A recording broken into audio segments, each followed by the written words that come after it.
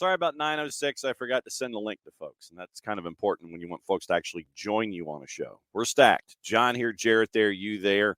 And Jarrett, we are officially in a no dilly, no dally zone this morning. Hour number 2, we've got Nino Torres joining us from Gold TV. We've got Niko Moreno joining us to talk about the Copa and MLS respectively. But we want to start out the first half hour talking about a really ugly, nasty, disgusting.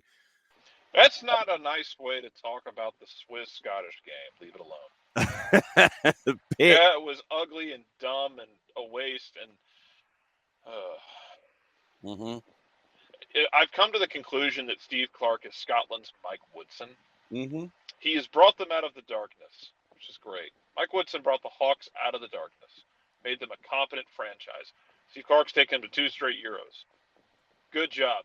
Don't hate the man. But Mike Woodson was never going to take you to a title. I don't think Steve Clark's going to take you to that next level. No. I think he should be applauded and given his flowers for give him all the thistle he wants for getting you here. Yeah. For getting Scotland to this point, which no one else has been able to do. Give Steve Clark his flowers. But you're going to have to go get someone like David Moyes next. Yeah, that's where. Anyway, people don't care about that right now. Yeah, well, yeah, we got stuff going on this morning. I think we actually do get 3 matches on over-the-air television this morning. Yeah, we do. Slovenia. Slovenia and Serbia. And Serbia basically said, you know what? We're thinking about not playing in the tournament anymore because of all of the chants that were coming our way. So they are playing at the moment, and we're goalless in the 8th minute. But can we give their spot to someone else, then? That'd be great. Who's the funniest team we could give their spot to? San Marino. There you go. Just Twitch pitch, do your job. Yes. The funniest team we could give their spot to if they want out. Yes. If they don't want match day 3, then who do we give it to? I say San Marino. So we got that. All right. So Atlanta United was there. There were a lot of matches last night in Major League Soccer, and this one was certainly one of them. And the pitch at Audi Field really did see the after effects of your DC Defenders in the UFL. It looked like the Technicolor Dreamcoat. Yeah, it was not pretty. I mean, Brad was kicking out of sand, basically. Well, and you mentioned it, John. I didn't realize it until you mentioned it in our chat that they had played the UFL games. Or USFL, XFL, something FL games. Spring football, yes. Yes, the spring football games have been there, so that turf's eaten up. It kind of reminded me of, it looks like they tried to fix it up. It just looked like it played well. Like guys were sliding all over the place. But it reminded me of, like, there's that stretch of time in late November, early December. If you ever watch a Pittsburgh Steelers home game, this happens every now and then. You get the equinox where they'll play the Pennsylvania high school championships on Thursday, Friday. Pitt will play a game at Heinz Field on a Saturday for some ungodly reason. And then the Steelers will basically play in Passchendaele on Sunday afternoon. Yeah. It kind of seemed like that field was just chewed up last night. Yeah. So that's what they were playing on, if you want to call Alex wants to give it to Qatar. Sure. Well, hey, that'd be a straight up FIFA move. I mean, that ain't wrong. Head calls for the Faroes. Faroe Islands. Yeah, do it. Yeah, I mean, obviously we're partial to like Andorra and San Marino, who are 164th and 210th in the international rankings. But it took a while. But Atlanta United ended up getting a goal, and there was much rejoicing, at least on half of the planet that was watching this match. So here's what happened, and notice the noises in the background, courtesy of our friends at 92.9 The Game and the Odyssey app. Almada coming down the near touchline, stopping 40 yards from goal, now colliding with Fortune, staying on it, into the central channel, past Peltola to the top of the arc, shot! Score! Golazo! Out of nowhere, the Mariana Magician gives Atlanta United the 1-0 lead. What a golazo by Thiago Almada! And yes, you do hear. Yeah, hey, why not? That's where the Children's Health Care of Atlanta training ground is. I mean, it is. You did notice, by the way, that Mike and Jason were kind of put in a corner, and and they mentioned it on the broadcast. Their press box location had to look through basically 3 sets of windows. Is that they were all the way like far camera left 18 slash. And so for anything to happen to their right, they're having to look through 3 sets of plexi. I guess it's plexi at Audi Field, and trying to discern what in the wide world of sports is going on. So, yes, you heard Mike kind of sounding a little bit like this, but that's because he's right up against the wall and a closed window in a closed room. And so that's why it sounded like this when Mike was calling. Like Red Barber.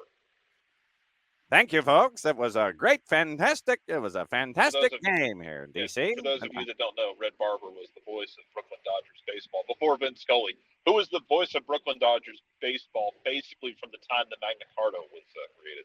Yes, and Red Barber always would have an egg timer with him, and that would be his indicator to let everybody know what the score is. And that's every time he flips the egg timer. That's when you tell everybody what the score is. Lesson for you young folks when it comes to calling things on the medias these days. So it was 1-0, and Atlanta was hanging on to a lead, and it was. You want to talk hanging on? You really want to talk hanging on? Brad Gazan kept it 1-0. Once again, courtesy of our friends at 92.9 The Game and the Odyssey app.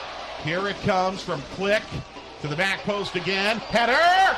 Oh, no, it bounces wide to the far post off of Benteke. No, the flag comes up. The flag has come up. Brad Gazan just made an insane save. And, to say it was insane, it might be slighting insanity. But there have been moments this season where the polar bear has come up big and bigger than big and larger than large. And this one was insane, where it goes through like 3 people and Brad makes the save to keep it 1-0. And it was 115 yards basically from where Mike and Jason were all the way down to the far right-hand side of what was going on. So Brad kept it clean sheeted 1-0. And at the end of the match, Jarrett, you had Luke Brennan, Jay Fortune, Caleb Wiley, Efren Morales, and Noah Cobb all on the pitch for Atlanta United.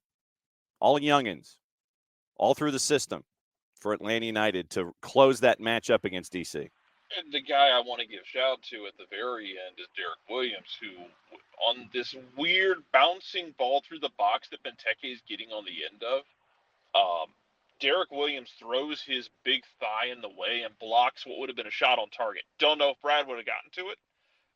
We'll never know. But Derek Williams throws himself in the way, creates that block at the very end that kind of snuffs out the final hope for DC.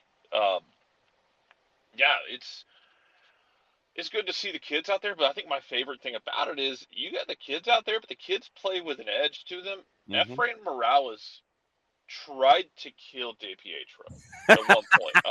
He just kind of like it looked like a flying shoulder, where he's trying to dive and get his head to the ball first, but he ends up connecting with DiPietro too, and like hits him with a flying shoulder coming off the ropes. Yeah, I mean, Efra plays with an edge. He always has, probably always will. He's got Comet Ball in his blood, and it comes across. He controls it well. If you ever talk to him, he's very mild-mannered, good kid, lovely to talk to. But they all play with an edge. I know it's been the talking point up until this game that like Luke Brennan came in and did all these things and was aggressive and great, and that's what we need. Jay Fortune doesn't talk a lot, but Jay Fortune, go back to the Charlotte game, came in and just decided to try and make things happen, and was very good about it. Noah Cobb showed you, I think he can be more of a vocal leader, especially in that behind-the-scenes clip, which for some ungodly reason, credit to him, where he's the one speaking up in the locker room. It shouldn't have to be him. It should be others. But you've got some guys who are showing those edges to them or leadership moments to them, which is great for the academy. it's good that you are not only developing players, but developing guys who can fit an archetype, be it a guy who is a quiet, maybe more quiet, but can show and lead by example, or someone who can be that verbal leader. And after the match, as Jarrett has been reading the rundown, Jason caught up with Efra, and so here is that post-match interview, once again courtesy of our friends at 92.9 The Game and the Odyssey app, Jason and Efrain Morales after the win in D.C. The Atlanta United locker room with Efrain Morales. Efrain, it was a really combative night tonight. You had a lot to do with Benteke and keeping him off the board. Just tell me about the fight in this match tonight. Yeah, obviously that was kind of the game plan going into it. I knew the task was to kind of keep Benteke from winning those aerial duels. Everyone knows how good he is at that. And it was a tough task, but I think we managed to deal with it pretty well. It also felt like in this game where it's super physical and you've got tackles flying in both ways, you kind of raised that physicality from the Atlanta side multiple times. You had a big challenge on Coup de Pietro in the first half. How important was it for you guys to stand your ground and maybe make a little bit of a statement physically? Yeah, to be honest, I think that's a type of game that I love. I've always been pretty physical and aggressive, and I think I can definitely help the team in that sense. And yeah, obviously you saw it was a pretty scrappy game, but I think it was good from both sides. It's a good aggressive game that I like to see. I think it's a pretty big statement that tonight you get a clean sheet on the road with 3 homegrowns in that back 5. You know, you guys have all come up and been through a lot. How does that mean something extra to you? Yeah, obviously we talked a little bit about it going into the game. Obviously kind of looking at my left and looking at my right, seeing guys that I've played with since I was 11, 12 years old. It's really special, and I think everyone played really well tonight. I mean, obviously there's a lot of stuff we can keep on improving, but obviously it's good that we can all do it together. And you finished the game with Jay and Luke on the field as well.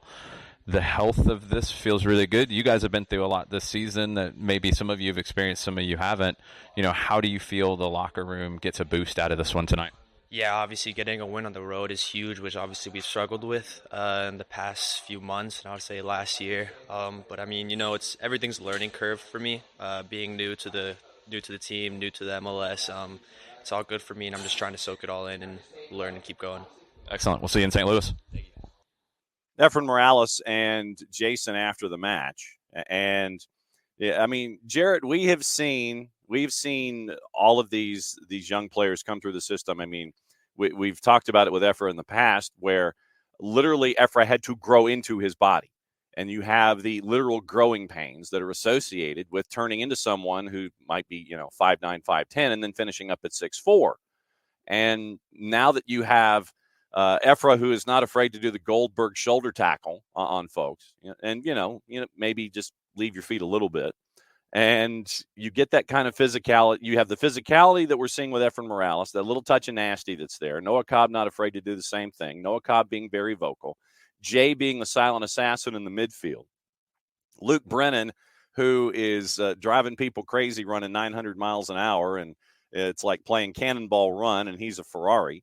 And then you've got Caleb Wiley on the left-hand side, who's causing his own kind of havoc that is attached to what he can do, being as multitasking and multi-talented as he is, and getting all of these first-team reps. You're combining them with the experience of a Dax McCarty. You're combining it with the artistry of the Marietta Madman and the Marietta Magician, as Mike calls it, Thiago Almada. There's a lot of interesting pieces that are blending together here. And when half of the field players, taking Brad out of the equation, half the field players to finish are academy kids, it speaks a lot about what you've been building over these years at center back U, and the pieces that are now being added on the wings that are part of the discussion. Yeah, it's going to keep developing. It's going to keep growing. And they're going to continue to add more of these kids in there. It's going to be fun to watch. It's a shame we didn't get to see Matias Gajardo running around and taking folks. I warned people about that, to be fair. Matthew Edwards and Matias Gajardo, who were called up, and we talked about how the rules are silly involving call-ups and so on. But we give them today to think about what's going on with the win, and they are now north of the playoff bar. And once again, the chase in the Eastern Conference continues to be crazier than ish. And we'll get into all of the other results with Niko coming up at 10:30. Here's the rundown We have the bat signal out for a little bit of a Copa preview tonight. It is officially sold out. We got the notification yesterday in Atlanta at Mercedes-Benz Stadium. Argentina and Canada, 70,000 plus, sold out. And tickets are a fair poke if you want to get them on the secondary market. So we have the bat signal out in the 9:30 half hour, and we'll see if it does, in fact, get answered by a longtime friend of yours truly. And we'd be going way into the Wayback Machine if this individual can make it out of meetings to drop by for a drive-through.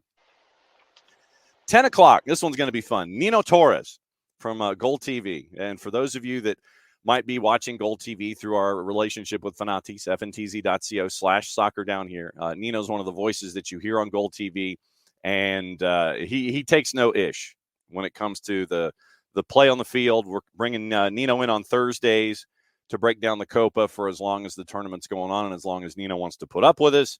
And he'll be in the 10 o'clock half hour, and then Niko Moreno coming in at 10:30 to close things out, or 10:35, and we go to the last half hour of the show with Niko. So it's Nino and Niko. Jarrett, how long do you think it's going to take for me to confuse the two and screw that up? Frankly, I'm surprised it hasn't happened already. I know. So we are a stacked show. When you look at what else happened last night in Major League Soccer, I know that you were focused. We were all focused on Atlanta United. By the way, sidebar. Thanks to everybody who showed up at Lee and White last night for the pre-Copa celebration for Argentina. It was great to see everybody show in their Albiceleste jerseys and watch Muchachos, the documentary, and it was great to see the crowd. Scott Flood and the consular general of Argentina did great work. Mario Kempes was there yesterday signing Argentina jerseys as a part of it too. So you had a lot of folks who were sitting there looking at their jerseys that had Kempes 10 on them. So it was very, very cool that Mario Kempes came by. Great work by Scott Flood and the consular general of Argentina. Please proceed, Jared. I jumped on you. No, it's I'm surprised you haven't gotten it mixed up yet. That's okay though. No, go ahead. That was all I was going to say. No, so what else stuck in your mind from Major League Soccer last night, considering that there were plenty of MLS matches and Atlanta United's 1-0 win was one of them? It's like the goals waited for a while. I mean, Philly and Cincinnati, that one was insane. And the goals were it's like the 7:30s and the 7:45. The 7:30 matches didn't have goals. Starting at 7:45, you did. And then all hell broke loose. Yeah, that's pretty much what happened. But you had Cincinnati and Philadelphia were completely unhinged. I'm still trying to figure out what Jonathan Tannenwald wants out of the Philadelphia-Cincinnati rivalry because he seems to be stoking that fire. Yeah. Philadelphia's going to – we've been over this before. Philadelphia's going to actually have to spend money at some point. No. Because Urian Carranza's gone. You're missing a couple of your other key guys who were at the Euros, but they haven't been like Gazdag has become the PK guy, which is great. Again, we've been over this before. Penalties are hard. Yeah. Penalties at the top level are very difficult. There's a reason not everyone takes them.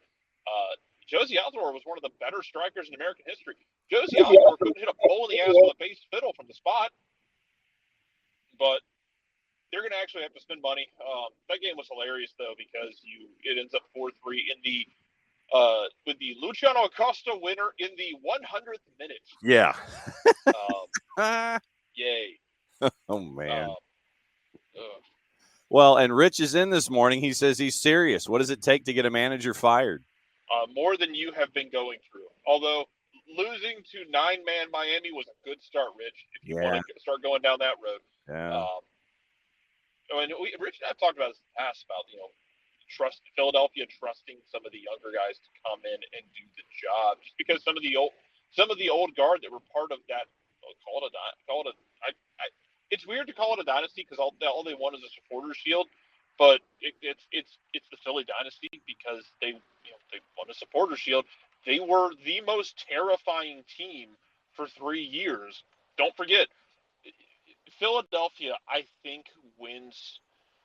Oh God, I'm gonna cause riots. I might cause fights with this. Philadelphia wins, in my opinion. Philadelphia wins the 2020 MLS Cup if they don't have like 11 people out with COVID protocol when they go play NYC, because they played NYC in those playoffs.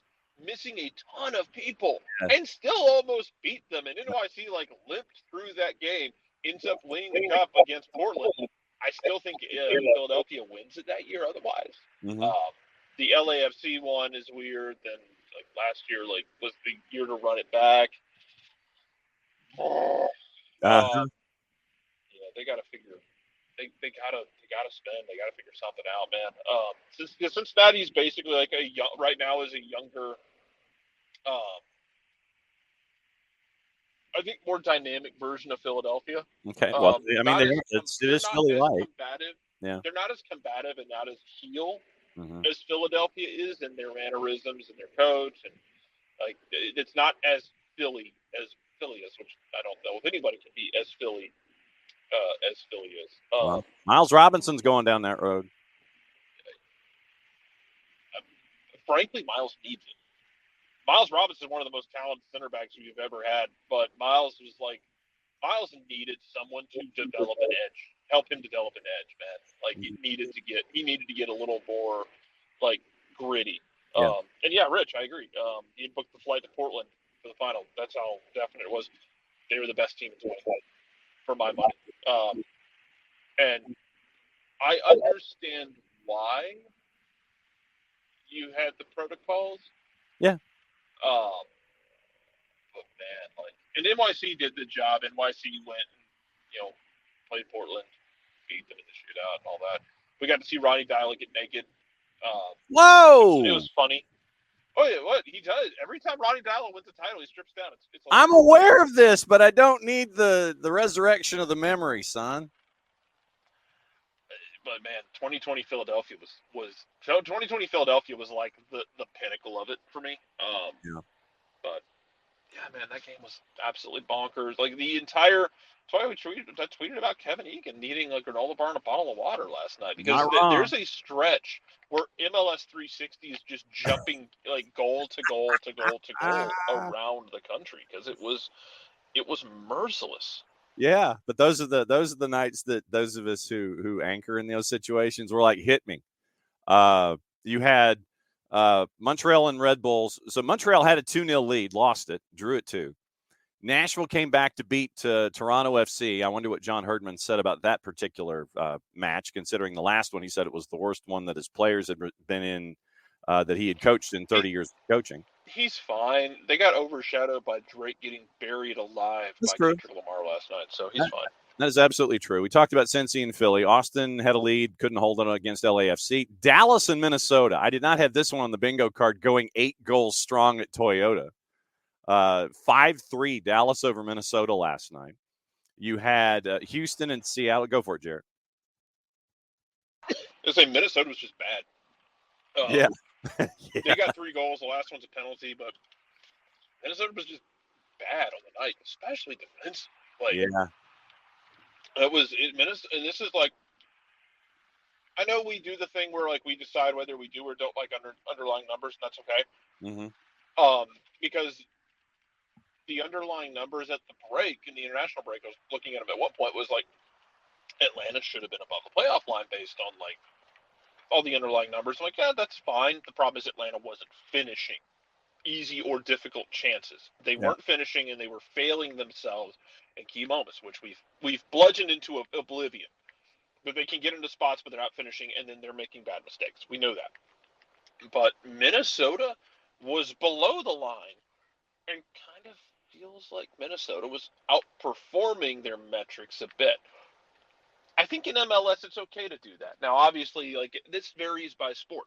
Baseball is like the be-all, end-all of it, because over 162 games, you're going to get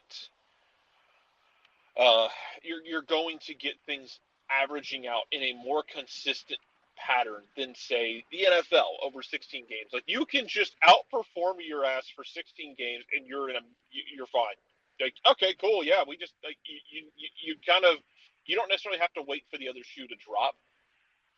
MLS is that next step, and then then you get to like hockey and the NBA, where you have 82 games, give or take. Yep. But in MLS, you can ride an outperformance for a long ass time. And God, hey, man, you want to start outperforming in like November? You're golden, man. If you can give me like a month of outperforming in November, you can make a run to the cup. We've seen teams do it. But it kind of, I wondered, it's like, man, it feels like Minnesota is kind of outperforming things. But, yeah. Last night was one of those where I'm like, oh, the chickens came home to roost for 90 minutes. That might not happen every week. They might go out this weekend and beat someone with a dead fish for 90 minutes. Doesn't mean it didn't come home to roost for 90 minutes last night, because that was ugly. Yes, it was. And ugly. Sporting Kansas City lost again. That is also true. And with that one, 2-2 Houston, Seattle. We'll talk about that one with Niko coming up at 10:30 along with everybody else. RSL, Kansas City. RSL, and once again, taking the over was the play. You had RSL with a 1-0 lead. Afrifa scores to even it up at 1. Then Anderson Julio in the 33rd. Gomez again in the 51st. And that made it 3-1. Kansas City closed to 3-2 with Willie Agata with one of his two in the 70th. Crooks scores in the 84th to make it 4-2, and then Agata scores at 90 plus 5 to make it 4-3. I want to say it wasn't even really that close. Kansas City loses again. No, it wasn't. So Kansas City still hanging around the bottom of the table in the Western Conference. And speaking of hanging around the bottom of the table in the Western Conference, who had Georgi Mihailovic and hat trick on your card? I did not. I told y'all, give Chris Armas time. I'm not ever going to guarantee that it'll work, that it'll ever be perfect. But give Chris Armas time to put something together in Colorado that's his own product. Yeah. And when I say give him time, give him this year and next year. Because for the first time in a long time, and some of you degenerates who have been around for a while will know this, Colorado has a game plan. You don't have to like it, but they actually have one, which is a step up for them from what they have been for years. Yeah. Yeah, man. I'm very interested to see how people talk about the game this weekend for Atlanta. The city game, the St. Louis. Yeah.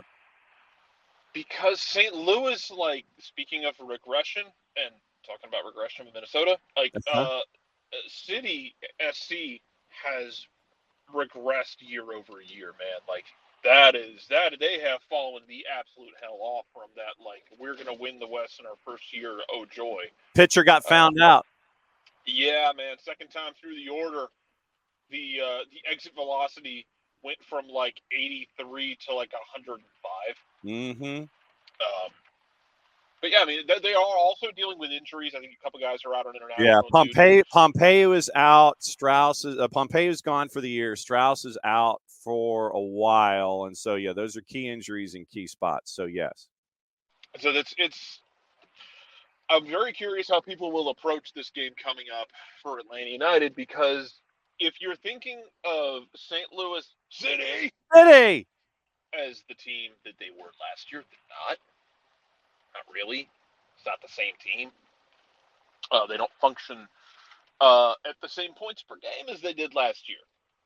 Doesn't mean they're bad, but it doesn't mean that you are going into like the Dragons team here. Right. I think it's a game where you can absolutely get a point out of, and maybe more. Depends on how you want to finish your chances, because you will be without Thiago Almada.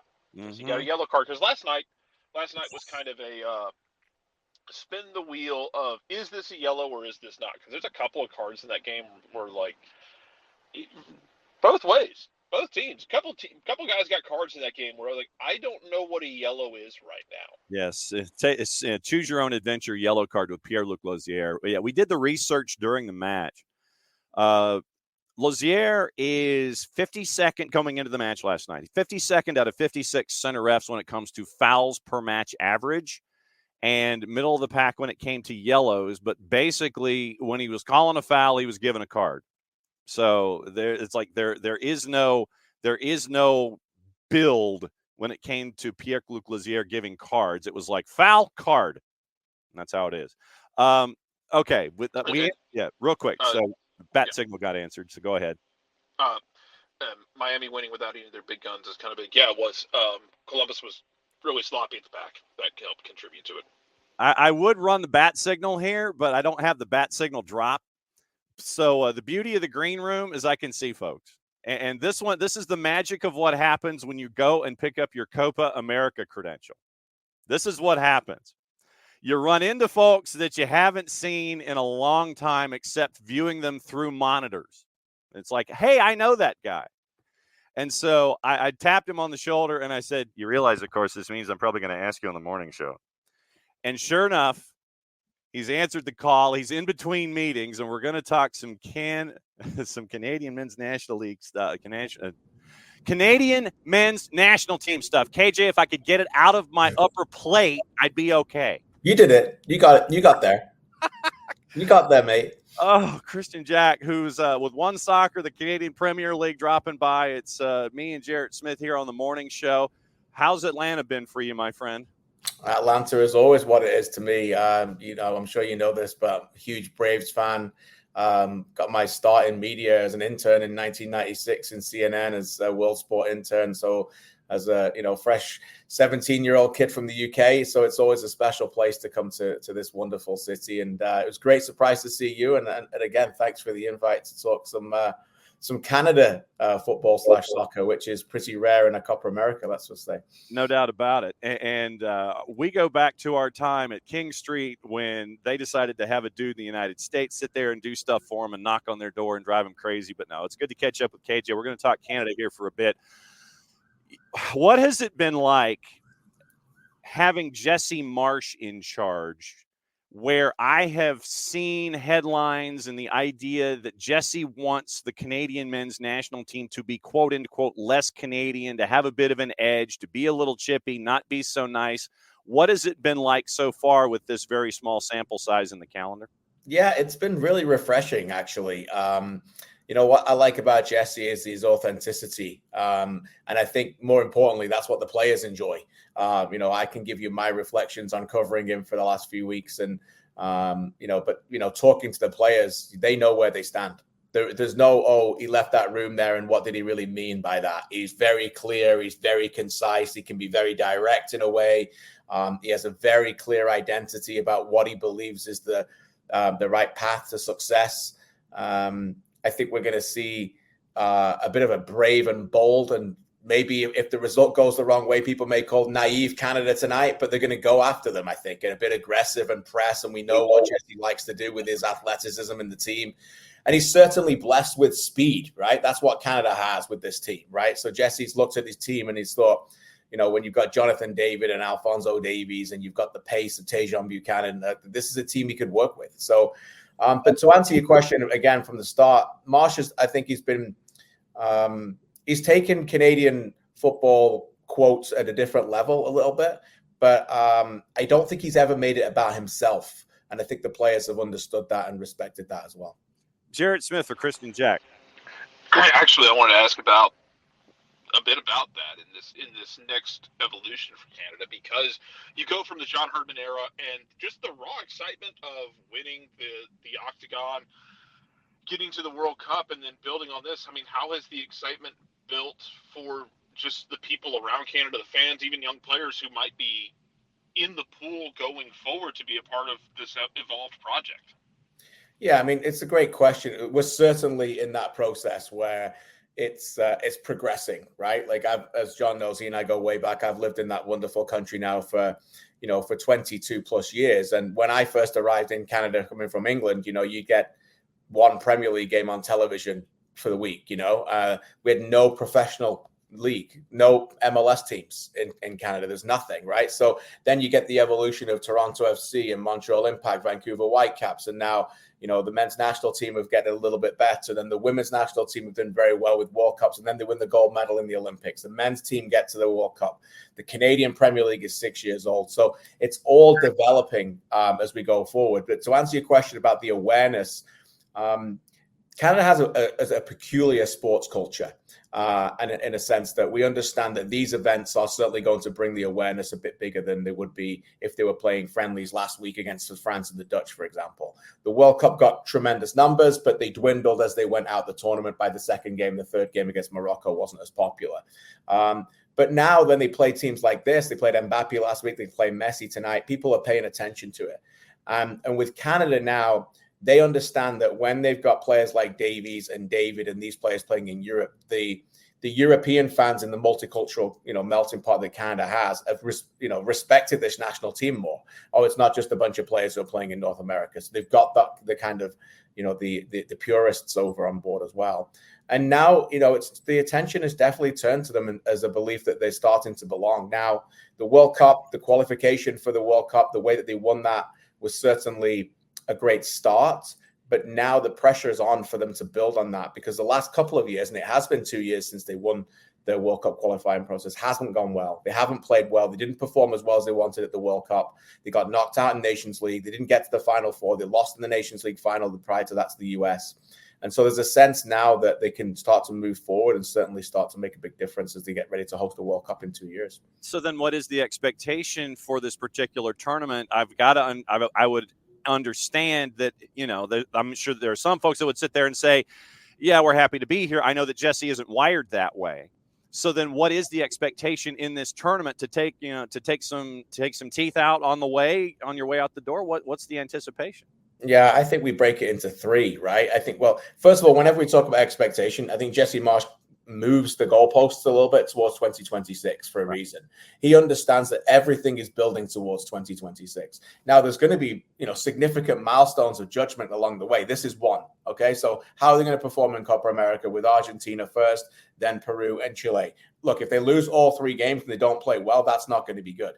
But on the other side of it is that if they don't play the way that they want to do and they go out, then there's pressures on for the next tournament.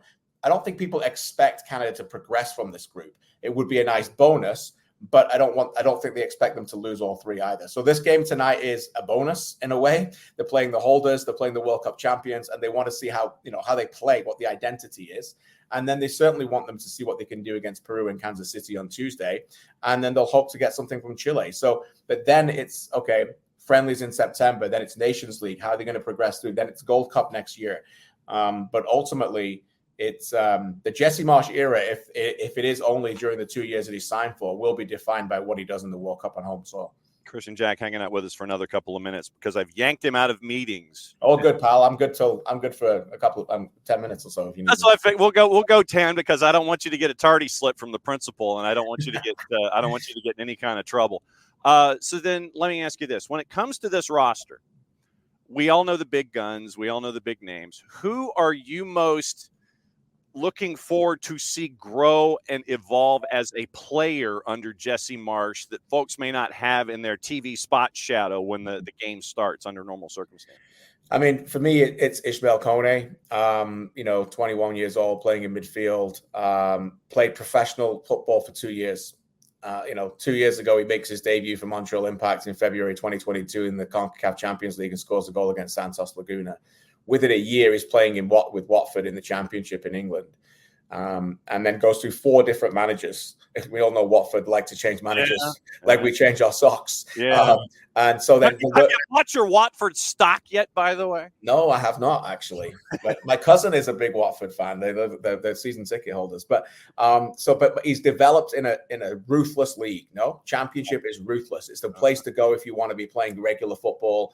Played 42 games this year, and they play 46 league games. Right, they're playing Wednesday weekend, Tuesday weekend. So. And I had a great chance to chat with him this week, and he's very mature, and he understands what it takes to genuinely want to get to the top. Players all the time talk about wanting to get there. He understands what it takes to get there, and he loves every moment of the journey, every training session, the ability to. And on the field, John, like he just oozes control. He's one of those players, you see them sometimes, there's just a flow about them, about how they move. And he's got a big presence on him. He's difficult to shrug off the ball in midfield. He can be a very good dynamic central midfielder. He played extremely well against the French last week, and French media are talking about him.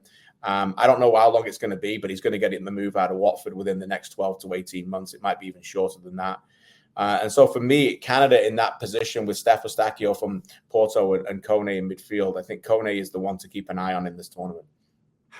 What has it been like for you to see the roster adjust to how Jesse Marsch wants to play? I know that you look at how John Herdman wants to play. It's one thing.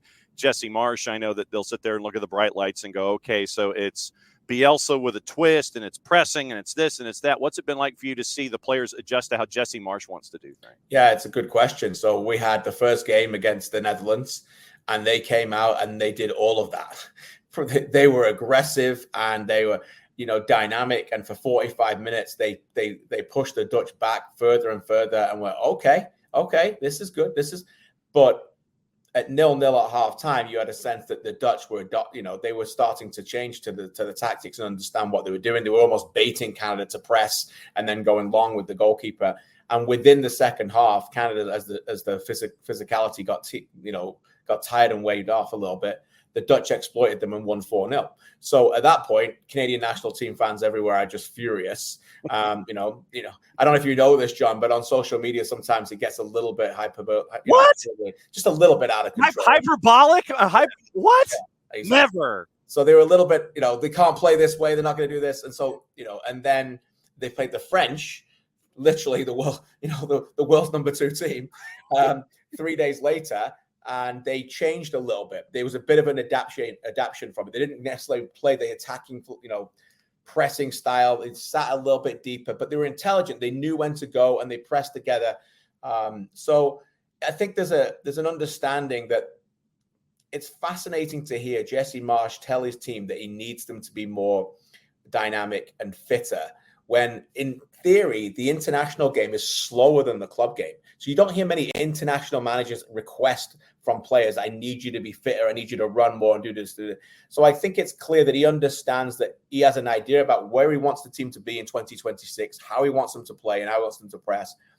And he may be able to do that in summer windows because the team, even though they played a lot of games, those players will be able to go, okay, let's go. But he's not going to be able to do that in shorter windows. Like, he's had a long window here for this tournament. But if you think about the international game, you might get players in on a Thursday. They may play Saturday. You're not going to have a lot of time at that point to really bring in your own identity and get them to the levels of fitness. So I think he's going to have to adapt as he goes on, and he's not going to have to be able to play the same way every single time. Because you're cramming for a test, basically. You have your team and your team philosophies, and okay, my team manager wants me to do this, and then you come dropping into your national team milieu, for lack of a better phrase, and you got to change your way of thinking. You got to change how you're reacting. You got to change. It's almost whiplash for these players to go from their team construct to the national team construct. Correct. Absolutely. And I think that's the beauty of international management, and the big challenge now is that you never know what you're going to receive when they come in. I've said this for a while about this team. There are some players who need to be arriving at a peak level from their club form in order for them to perform for the international level. And there are others who are just like, oh, he's not been playing well. They're fine. They just go into it's a different environment and they're away. So I think you always got to adapt and understand that what you're going to receive. And I think the biggest thing for Jesse, and he told me this week when I sat down with him for an interview, is that, how is he going to connect with them emotionally? Because he's very passionate. He's a very passionate individual who is, I think, very self-aware and understands the ability to what he wants to get out of these people. And he told me, as a club manager, he's going to miss them. He's going to miss them. He's going to find it hard to say bye to these guys and then wait until he gets to play. He gets to manage them again in September. So, how is he going to connect with them when they get back? What's he going to do in the meantime in between? And I think that's going to be an adjustment for somebody who's used to the day-to-day relationship building that he's got with these players, and now he's only going to get them for short windows. Can we talk about how he was attracted to the gig briefly? Yeah. In the United States, as you well know, with U.S. sports, you can't turn without any kind of a corporate sponsorship. It's like and in our business, the so-and-so pregame show brought to you by Zellers or brought to you by Tim Hortons or whatever. Yeah. The cooperation of the Major League Soccer franchises has created enough revenue to bring in Jesse, and I imagine his staff. That was not a part of the release. But you've got a corporate sponsorship in effect from the Major League Soccer franchises to bring in Jesse for this gig. It was a very unique way of going about things. What, knowing the difficulties right now with Canada soccer on the whole, what was the fan response to A, bringing in Jesse, and then B, attaching the corporate sponsorship and the aid to it to bring him in? Well, I think it depends on the level of fan. And, I've just been speaking to a few of them in my hotel here.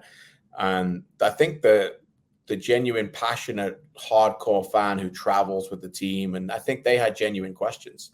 A lot of them may be season ticket holders for those three clubs.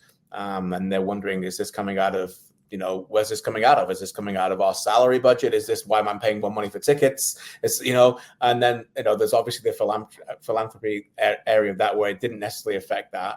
And then there's the other level of fan who some just don't care about that stuff. They just don't. They just want to know, are you going to get results? And I think inside, the world of media, we can analyze it and talk about it all we like. And there's lots of areas where we're still trying to find questions about it. Like, what is it about these teams that were the incentive to give that money? What are they getting back in return? And we can ask those questions and certainly try and get those answers, even if sometimes we don't get direct answers.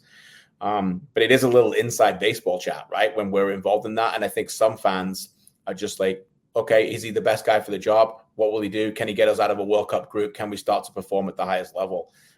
So there's a little bit of that, a little bit of both, depending on where you're from. Yeah, then now we're at the 3-minute warning. We're going to play CFL rules here for your remaining time. I think a lot of folks may just sit there. They're just tired of what they saw in the past. And it's like, look, don't talk. Tell me about the birth. Just show me the baby. Yeah. And that to me would be part of where I'm looking at it. But those of us that are journalists that sit behind desks and things, it's like, okay, now we got to analyze the financials here. What's going on here? What's this and this and this? Fan support. You mentioned that. What has it been like to see fans come down here to Atlanta? How big is the effort for folks to come down here and see this here in the Copa? Because yesterday, Argentina fans shut down one of the main drags in downtown Atlanta, singing songs out in front of a Hooters. I mean, what's it been like to see the response with you guys? I saw that, by the way. I'm literally around the corner from it, so it was pretty impressive to watch that. That was amazing. But Argentina, I mean, I was very blessed to spend 23 days in Qatar, and I went to see 27 games. And Argentina, by far, were the most entertaining fan bases that around. They're in the stadium hours before. They're still there in the seats until they get kicked out after. They're singing their songs. They're passionate and they love it. And it's the flavor of football, no? And I think Canada tonight are obviously going to be incredibly outnumbered, right? They will be here. The Voyagers are here. The supporters group are here. They're having their own area where they're going to be. They're having a party beforehand. And they get to experience that. They get to feel what that's like. We in Canada can only dream of having a football culture like that. We're never going to get that. And I understand that. It's Argentina, and it's years of building and the emotions and the families and the drive for that country. But look, Canada will be there. They'll show up and they'll get to experience what they can do. Watch Messi, get the feel, and get to play in that wonderful stadium that you guys all own here in Atlanta. Cut the promo for me, because I know you've got to go to another meeting. Where can folks follow your conversations and see what's going on? I know that you're on the threads and the gram, or whatever the kids call it these days, but how can they see what's going on with KJ? Yeah, I'm obviously very passionate about Canadian soccer. So I work at the Canadian Premier League, running all the media and content there. It's a brand new league. We've only been around 6 years, but we've got a great fan base already, going into different markets, 8 different teams. Playing MLS teams consistently and beating them sometimes in Canadian championships, which is wonderful to see. You can also follow me on OneSoccer, which is the channel in Canada where we do everything in terms of the Canadian men's national team, Canadian Premier League games as well. So just follow all OneSoccer socials. I'm not that big on my own socials, but it's Kristian Jack on Instagram is where I post all my stuff as well. And John, it's always a pleasure to chat with you. You keep up the great work, man, because in this continent, North America, I'm just so proud to see this wonderful sport continue to grow in these markets. And I'm a big fan of Atlanta United and what they're doing and what you guys are doing here as well. So anytime you want me on, I'm happy to chat. Yep, you got golden ticket status, my friend, and it's always great to catch back up with you. I will see you at Mercedes-Benz tonight, and you got to talk to us American folks about how we can subscribe to OneSoccer and not get things geo-blocked and watch things all the time. Sounds good. Go to your meeting, my friend. We'll see you tonight. Yeah, God bless. Take care. See you. All right. That's Kristian Jack. KJ, like I said, KJ and I have known each other for about 20 years from my time back in Canadian television. And so it's really fun to be able to run into folks and sit there and go, oh, it's Kristian Jack. And so I literally beat him over the head. And it's like, dude, I need to have you on the show. And so it's great to have him on to talk about the Canadian men's national team for about 20 minutes. And apparently there's a tailgate that's starting at 10 a.m. As well it should. Good work. Absolutely. Hey, man, it's a match day. Fantastic. Coming up in about 4 minutes, Nino Torres from Gold TV. And we will discuss everything Copa with him. And it's going to be fun to get his perspective on things and find out how he's viewing the tournament. And his views are not chalk. His views are not chalk. And it will be interesting to find out from his perspective what he's looking at when it comes to the tournament and who he's chasing after and who he's going to have in his spot shadow and, stars and all this kind of stuff. Yes, it'll be great to see Messi and Argentina and all that kind of stuff. But like I said, he's not looking at chalk to come out of this tournament. He's not looking at the big names and the big stars. So very, very cool to have him on. And then obviously the final half hour, it's going to be Niko Moreno joining us, and we'll talk about everything Major League Soccer and find out what's on his mind. But once again, we got tailgates all over the place. And by the way, you have the new episode of the Soccer for You as POD. Bart has been very, very busy, and Bart is letting us know that there's a new episode of the Soccer for You as POD, episode 88, and that's going to be up later this morning. And he'll break everything down heading into the Copa and everything else on his mind. So keep an eye out on the network for the new Soccer for US POD with Bart and everybody. So Katie Weaver wants to know about other events. There's one at Wild Leap, not going to the match, just wants to hop on MARTA and just hang downtown. Events at Wild Leap. So help her out. I think I'm going to end up taking MARTA myself. So it's going to be fun. 70,000 of you hanging out tonight with Argentina and Canada. And I saw ticket prices last night in the mid 300s for just one ticket in the 100 section, like row 15-ish. I was talking to folks. Okay, so La Doce in the supporters group lot. La Doce has a big party planned. Okay, so keep that talk amongst everybody here to let everybody know what's going on. It was very, very like I said, it was really cool to see how the city is responding to all of this once again. You can't go up to Kennesaw, and I'm glad. Yeah, some of the prices for tonight are nuts. I was talking to folks. I said, maybe wait until just after kickoff. Then the prices will drop, and then you can get in. If you can deal without the pomp and the circumstance and the concert that starts at 7 o'clock and like 8:05, 8:10, then you got to wander in and sit there and go, yeah, okay, match has already started, and I think I'm cool. Maybe wait until after the match starts and then go in. And you'll hear cheering and everything. I want to hear just how it's identified. Is it Atlanta Stadium? We're in Atlanta, Georgia. You just leave the name of the stadium out. And I think that you have to, if you're outside the stadium, I don't think that Mercedes-Benz is a sponsor, so you're going to have to choose your close-up shots wisely. I think that that's one reason that why one of the facades at Mercedes-Benz just has kind of like it's not even cars. It's just like it's like a snowy background. It's like you're looking at the frost on a windshield. I think that might be the side that folks sit there and look at, and they'll go, "Yeah, that's your cover shot of the stadium in Atlanta." So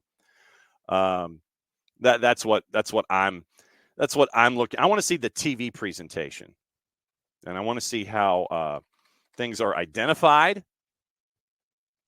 And I want to see how it all rolls out. And I want to see the TV presentation tonight. But, yeah, so my guess is I'm probably going to be I'll probably be taking MARTA down myself because of the whole parking thing. Because we all know what it's like when 70,000 folks are in Mercedes-Benz for an Atlanta United match, plus all the foot traffic, plus all the FOMO, all of those kinds of things. All of that. Group C looks like they're heading out for the second half. I don't think there were any goals scored, but So we'll see what's going on there in the Euros here. Group C, we got the 3 matches, the 9, the noon, and the 3. We'll go over the odds and everything else before we get out of here this morning. So really looking forward to this on a bunch of different fronts. And so we'll see what it looks like when it comes to everything, breaking down all of the stuff in the world of soccer. So very, very cool that all of this is out here today. And like I said, I'm just checking to make sure that everything is the way that it should be. Let me go back and say hi to folks because I didn't get the chance to do that because literally we flew into the show this morning. And, yeah, Marta is smarta. Okay, so thank you, Tom. No goals yet. Because, like I said, I'm focusing on catching up with folks. Morning, D. Graham. Morning, Alex. Morning, Michael. Yes, Tiago Almada. That is all. Andy King up at 6 o'clock in the morning watching the early part of the show. So who, if Serbia decides to go away for match day 3, who do we bring in? That's a big question. So, once again, Michael's looking for the Faroe Islands. Alex is for Qatar. You know that FIFA dig that. Ricky, the Marietta Magician. Yes, absolutely true. Morning, Alex. Morning, Jason. Nick's good to have you in this morning. Yes, Red Barber. That's your Wikipedia assignment, Emilio. Yes, Red Barber. And the egg timer to let everybody know what the score is at the venue that he's at involving his Brooklyn Dodgers. Yes, word on Brad is that he is indeed big balled in an MFing wall after what happened last night. 2.7 XG for DC, but there was a lot of plays last night that they just completely and totally whiffed. Absolutely just whiffed. Absolutely did. Derek got stomped on. Actually, Derek, I think, got body checked by Benteke on one play. Derek went up for a header, and Benteke kind of low-bridged him in the ribs. I remember that play, and then he lost his shoe in the process coming down. Of course, I think a lot of folks lost a lot of things when it came to their shoes and such. Alex, yes, Efra was very decisive when he went in on his tackles. Hutch, absolutely true. That, yes, 2 objects can, in fact, occupy the same space for a nanosecond. And, yes, and Bart, turf is evil and sandfield. Divoted grass is safer. Absolutely true. Alex, important takeaway is that you can't be a mean team. You just have to win ugly, pretty, physical, or just plain lucky, but win. Yes, it is soccer all day. Nick's going with the Al Davis just win, baby setup. Morning, Hutch. Nick's, the robot's eyes closed because he got poked in the eye by a Raider from the 80s, by the way. Tom, Omada can stay a bit if he keeps that up. And, yes, Nick's, nothing more Atlanta than Argentina fans flooding the streets in front of the Hooters chanting. Yeah, I know that when I saw the video of them going down the street and then you see the camera, pan to the right and you see the Hooters, I'm like, yep, that's about as Atlanta as it gets. Absolutely is about as Atlanta as it gets. Not a surprise. Let's see. Rich wondering about his manager. Yeah, since he was insane last night. Bart, in the conversation with Tom, talking about the studies of grass versus turf, but that surfaced last night in D.C. Proud of your D.C. defenders of the UFL. No doubt about it. Yeah, giveaway that led to that 100th minute goal, absolutely bad. And Knicks has 5 Ds that are associated with it. Let's see. Morning, Hutch. Yes, Soccer for Good OG says she took the over on the Twitch pitch bet, the prop bet, I imagine, for goals of the week. I think I had like 111 for mine. And, yeah, there was Tom mentions MLS 360. And MLS 360 for me is something where I watch Kevin and I watch Kalen and BWP and Sasha Kleshtin, and you see Gio Savarese come in. I've come to the conclusion that I need to send Kevin something akin to a Vuvuzela and make sure that Kevin, has something that he can sit there, and he needs like a horn or some kind of a transitional element instead of them all 4 going, "Yeah, I gotta go." I wanted to send him like a Vuvuzela or something, and that way they can have that kind of a transitional element instead of just yelling, "Oh, we gotta go to we gotta go someplace." So Nick's is so I'm debating mailing Kevin like a vuvuzela or something, or like a foghorn, or a whistle or something. St. Louis folding like a cheap shirt. Like I said, they got injuries. They're not very good. Not very good right now. And when you don't have Strauss, you don't have Pompeu, and you're dinged up, it's another opportunity for Atlanta. Tomorrow we'll look at the lineup and the minutes that people played last night, see how it translates over into what could happen on the weekend. And then you get some time to kind of rest up before you've got Toronto coming in on the 29th. And then all hell breaks loose again, because you've got to hit the road for New England. Then you're traveling to RSL. Then you've got Open Cup with Indy 11 at the Fraction on the Tuesday. And then you're going to Montreal. This is horrendous. Schedule maker. I know that you've got to be away for the Copa, but still. Schedule maker. Schedule maker. Legitimately. Hello, schedule maker. Penny. Sheldon. I mean, that's seriously. What schedule maker put this together? This is what I'm saying. Rich, summer weekday games in MLS are always the best, but no one notices because it's on a Wednesday. Absolutely crazy. Ricky says there was a good article in Front Office Sports about how the debate about the grass and the turf will be rehashed. But yeah, well, and there was the quote that was put out by Scaloni. And Scaloni said that they were going to give the grass another day, and hopefully it'll be be better for the good of the game. So we'll see what the grass surface looks like for the Copa tonight, since it was like almost instantaneously started to be replaced after the Atlanta United match with Houston. And so late night Saturday and Sunday was when everything started in transition. So we'll see how it looks.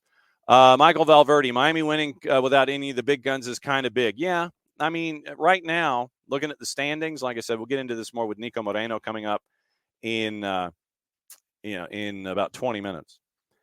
And looking at the standings right now, Miami's played 20 matches, 41 points, 2 points clear of Cincinnati. Then you've got a big gap. Big gap for the Pie Plate at 3 and 4. Red Bulls with the draw, they're at 31. NYC, 29 points, one more win and holding goal difference over Charlotte. Columbus at 27 points, but they still have 2, 3, or 4 matches in hand because of the Triple C. They're at 27 points. Toronto is 7th at 24. Nashville's at 23. Atlanta's at 20. One more win than Philadelphia. Philadelphia has scored more goals, but Atlanta once again has one more win right now. They are at 20 points. And we mentioned all the madness involving 2, 4, 6, 7 teams separated by 4 points. Atlanta and Philly with 20. DC's at 19. Same amount of wins as Montreal, better points per match average, and better goal difference. Chicago Fire's at 18 points in 18 matches. Orlando, 18 points in 18 matches. Identical records with Chicago. Chicago is 1 goal better in goal difference. And then New England is at 16 points in 16 matches at 5-10-1. Remember, they had their early run with Leagues Cup. Not Leagues Cup, the Triple C. 15 goals in 16 matches. In the West, once again, Salt Lake at 37 points, 10 wins, one more match played than LAFC at 34. LAFC has one more win than LAG. How's that for an interesting city battle? Then another gap to 4. Minnesota, with their loss last night, they're at 29. Colorado's at 28. Vancouver at 25. Portland, 24. They have played one more match than Houston. Same number of wins, 1 goal better in goal difference. Austin, same number of wins as Portland and Houston, but they have the worst goal difference, which puts them in 9th. Seattle's in 10th at 22. Dallas, and this is the other part in this. With Atlanta and Open Cup right now, you get past Indy 11, who are a good team. Do not misunderstand. Indy 11 is a very good team. You get the winner of Sporting and Dallas. Dallas at 5-8-5 fired their manager. Kansas City, 19 matches, 14 points, 3-11-5. You can have that. You can get that win. St. Louis, by the way, is at 18 points in 18 matches. They're in 12th. You can get that win and get into the Open Cup final. And I still think everything goes through Sacramento. I don't care if it's LAFC. I think that Sacramento wins in the round of 8. They probably play LAFC in the Final Four in the West. And like I said, I still think that it's Sacramento. San Jose's last in the West, 11 points in 18 matches. 45 goals allowed. 45 goals allowed. The worst defenses, by the way, Kansas City and San Jose. Looking at goals allowed, then you get Montreal with 37 goals allowed. They're third, but still, the only two teams so far that have given up over 40 goals this year, Kansas City's given up 40, San Jose's given up 45. So that's what you're staring at. I think Atlanta United has a good shot at getting into the Open Cup final. And remember, you win the Open Cup, you get into the Triple C. And you get that going in with all the momentum that you have with everything and what you're looking at this year. So, once again, bat signals out for Nino Torres, and it wouldn't surprise me if there's something involving time changes and things like that. And then Niko Moreno joining us at 10:30, 10:35 for the final half hour of the show, and we will discuss stuff. That's the official term. What else is going on this morning? Obviously, 55th minute, Slovenia, Serbia, they are still goalless. And trying not to do play-by-play, but just had a set piece go inside the 18. So that one is still right there. Once again, reminder as we go, it is you're going to have this. It's now officially, well, tomorrow, I guess, with the release. So today will be the last spring six-pack as it starts to get rolled out, all of our USL content. Championship, League One, League Two, USLW, WPSL, and the NPSL. All of that content is going to be rolling out this weekend with a lot of matches in the midweek and getting you ready for the weekend. Remember, Maddie last night was with Georgia Impact, and it is a very, very busy weekend there. Maddie's got the Impact on Friday night at 6, and then Decatur FC has a friendly with Tormenta. Jess and Jason will be on the call for that one, and to keep an eye out on all the social medias about how to keep an eye on that. And Impact are at FC Nashville on Saturday with Atlanta United being in St. Louis. Then Sunday it is Decatur FC at Chattanooga FC. And I think AST is going to be having a watch-along at O'Sullivan's from 7 to 10. And from 7 p.m. on because you get the USA match as well. And I think AST is going to be on after that. So it'll be a very, very busy weekend. Jason is set to join us tomorrow if he's not dead. So we'll have all of that with all of the activity that we have going on this morning. Michael's going to be at City Park. And the Soccer for Good OG says you'd like for Atlanta United to be a little less Canadian too. I think you saw that with Efra Morales last night. Katie says, my kids both left for camp this morning in Messi shirts as if their grandmother's not Canadian. The disrespect. Yes, and Bart, it is an endowed professorship. And yeah, Tim Hortons downtown. Good on him. That's a smart play. That is a smart play. Tim Hortons, and then there's a Tim Hortons south of town too. Let's see. So everybody's guessing what's going on with the performance. There's a South American artist that's going to be a part of the pregame. Kickoffs at 8. Pregame celebration concerts, all the music that happens at 7:00. And so we'll see. Yes, got to have time for Needless Leagues Cup if you're Michael Head jamming games in. Bart's biggest question from last night: is that performance and game plan replicable? Defend well, get a bit lucky. Hope Almada does magic. Seems like an okay strategy, not a guarantee to produce consistent results. Now you don't have Almada on Saturday, wins nice, but it feels like fool's gold. All right, so since we're going down this road, Stian has been training, and yes, dead is not an excusable absence. Stian has been training. We just don't know to what level he is. And I think they were trying to see Bright saying 3-0 to Messi's squad. I'll say 4-1. Might get one late if you're Canada. So, all right. So since we're discussing it, and probably we'll get into it tomorrow, let me get into the minutes of who played and what it looked like last night. So here we go. Atlanta and DC. I didn't even get into the statistics from last night. All right. So starting lineup, Shande, Rios, Muyumba, Tiago, Dax McCarty, Caleb Wiley, Noah Cobb, Derek Williams, Ephra, and Brooks Lennon with Brad and Ned, who punched a 7.8. So for Atlanta, substitutions, Jay came in and played 25 plus added. So my guess is that Jay will start and Dax will relieve. In a situation like this, it's like I as just as a guidepost, I take the majority of the minutes and flip them in a midweek weekend situation. So Dax played 65, Jay played 25. I would imagine Jay's going to start and that Dax will come in and relieve. Also, Jamal and Daniel Rios. Daniel Rios played 65. Jay played 25. Jamal played 25. So Jamal would start for me, and Daniel will come in and relieve. But like I said, this is all dependent on physios and all of that stuff and what it looks like. So that's physios and all of this.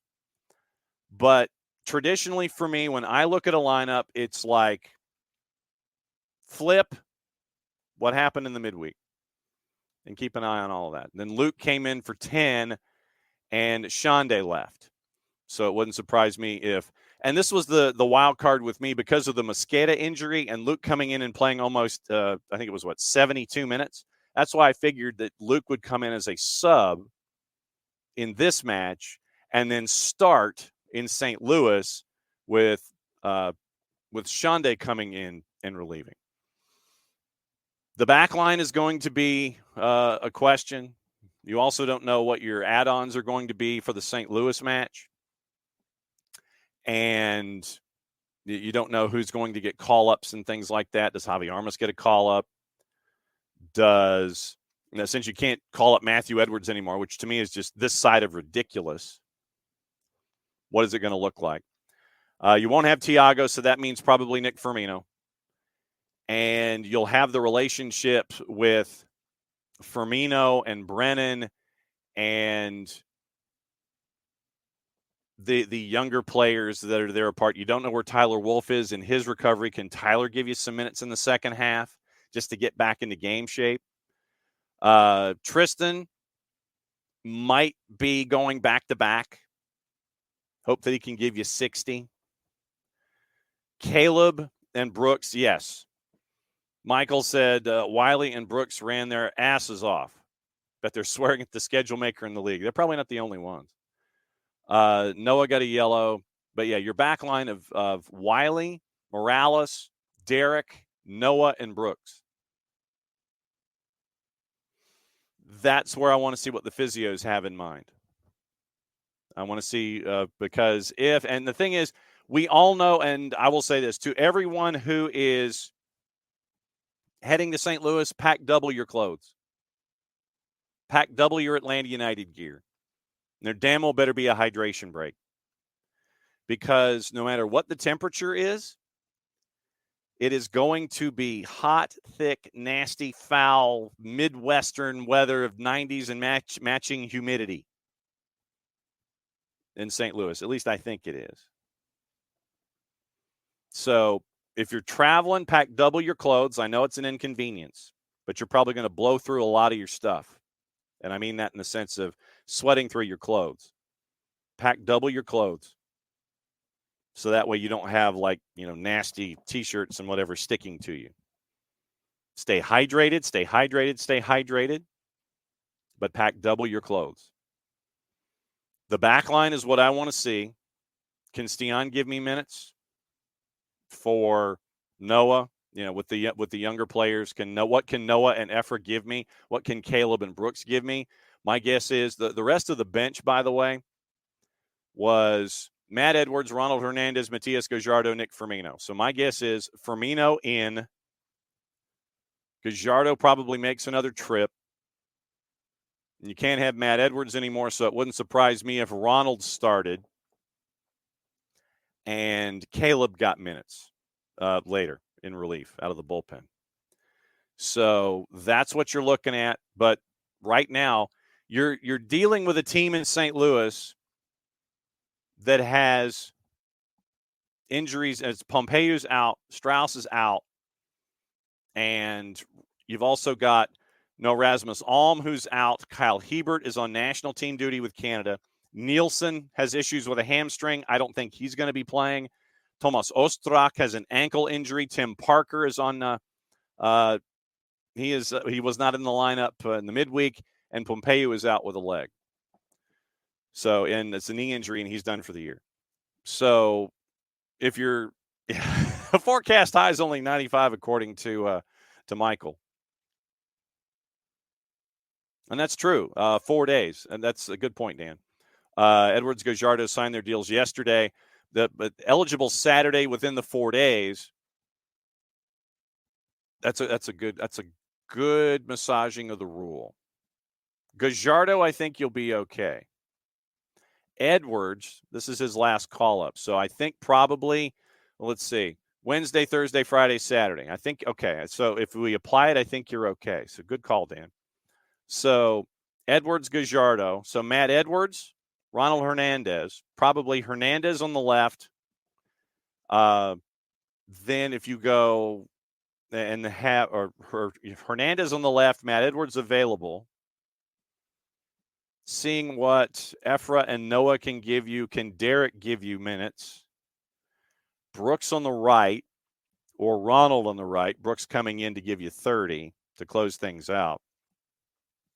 Midfield might be Tristan, probably Jay. Dax coming in relief. Firmino starts.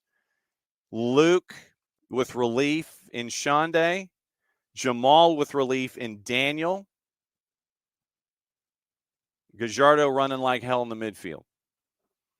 So you can kind of see and literally, like I said, this is just me flipping names from the minutes that were played in the midweek. Short of not knowing Caleb and not knowing Brooks and Tristan. So that would be, if you started, like I said, and this is just me off the wall here, starting Gallardo, which I don't know if you would do, but what can you give me? Can you give me 45? That's the question. The physios are going through all the analysis. Today is rest, relax, regen for everybody. Then tomorrow you take a flight, you go to St. Louis. Maybe a little film work, but St. Louis is Red Bulls light, Red Bulls Midwest. Literally, that's what you're doing. What you do, here's what you do if you're Atlanta United. You treat it like the Red Bulls match at Red Bull Arena in the playoffs. You just hoof it long. Force St. Louis to do all the work. Let them do all the work. Michael's done the work. Forecast highs only 95 plus humidity, so it's probably like 103, 104. It'll be a great environment for those of you that go. But St. Louis City SC is not a very good team right now. Opportunity for Atlanta to get. I think you can get a point at least out of that. But like I said, with their injuries in key spots, Nielsen, Strauss, Ostrak, folks out for international duty, there's a chance here. But like I said, I'm just taking the lineup and flipping what it was in D.C. and flipping it to St. Louis. But Dan, I think that's a good point about the 4-day window. Having Edwards and Gallardo possibly to play for another 10 day, another opportunity, since it's within the 4-day window. God, that's so stupid. So there it is. Okay. Stats. We didn't get the chance to get into stats yesterday. From yesterday. By the time it was done, XG and stats and all this kind of stuff. Ball possession 54-46 for DC. XG was 1.21 to 0.83. Okay. So very, very low in the first 45, 0.22 to 0.17 in the XG, by the way, 1.21 to 0.83. 2 big chances for DC United compared to 1 for Atlanta. 19 total shots for DC compared to 9. 3 saves for Tyler Miller, 4 for Brad Guzan. 11 corners for DC compared to 2.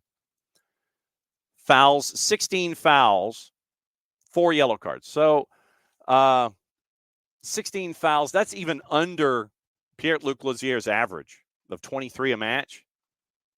He only called 16 fouls? That's crazy. But pretty much when he called a foul, he showed a card, 2 yellows on each side. Tackles, 20 to 16 for DC, 11 free kicks to 4. And shots on target, 4 each. Shots off target, 9-4 to DC, and some of those were pretty bad. Big chances missed, 2-1 for DC. Touches in the penalty area, 30 to 16 for DC. Fouls in the final third, 2 for Atlanta United. And crosses and duels. You had the duels. It was 58-42 to a DC United. Ground duels, 33 of the 58 went to DC, so 57% of the ground duels went to DC. 60-40 of those in the air, but you kept Benteke in check, by the way. Tackles won, 20 of the 30, 20 to 16. 55% of the tackles won by DC, only 50% for Atlanta. But hey, 9 picks to 8 for Atlanta, 49 recoveries to 48, 31 clearances for Atlanta United. 31 clearances for Atlanta United in that match. That's insane. Goals prevented, 0.48. Goal kicks, 12 to 7. And that's where you are with DC and Atlanta United, getting out of the door in one piece. Other news before we get into Niko. Goal alert. Slovenia in the 70th minute. Oh. Slovenia with the goal over Serbia. Slovenian children are happy in slow motion. Get into all the other news of the morning. Valentino at the whiteboard, Katie Weaver. Okay, boys, our defensive strategy is use soccer dad yelling, hoof it. Yeah, get it out of here. They were physical last night. And that's right. I wanted to check Benteke's numbers. Kristian Benteke, heat map, obviously close to the 18, right down the middle. 0.34 XG, 2 shots on target, 1 blocked. 0 for 2 on the dribble, 36 touches, 82% passing, 18 to 22. Won 10 of 12 in the air, but only won 1 of 5 on the ground. Lost possession 10 times, and that speaks to what Atlanta United was doing defensively. Fouled once, 1 clearance, and that's it. That's pretty quiet. That's more Belgian bread loaf than anything else. That is more Belgian bread loaf, Kristian Benteke, than anybody else. The other numbers on the day, Shande a 6.3, Daniel Rios a 6.8. Same with Tristan. Noah Cobb a 6.9. Everybody else was 7s. Dax a 7.1. Thiago a 7.4 with the goal. Caleb a 7.3. Derek, Ephra, and Brooks Lennon each a 7.2. Brad a 7.8. Brad, on his numbers, it was 4 saves, 2 successful runouts, 4 saves from inside the box, 48 touches, 22 of 38 passing at 58%, 11 successful long balls completed, 3 clearances, 1 aerial duel, 1 for Brad on the night to get a 7.8. Looks like Steve Cooper is going to get the Leicester gig. Graham Potter was dragging his heels, and Top was not a fan of Graham Potter dragging his heels, and so they've gone to Steve Cooper. And it looks like that Steve Cooper is now going to be the boss of Leicester going forward for the next couple of years. They say it's a 3-year deal in some circles, and so that is where we are. Gossip, rumor, and innuendo. Manchester United have started internal talks about a move for Bayern Munich's Matthijs de Ligt. Club values at €50 million, just over £42 million.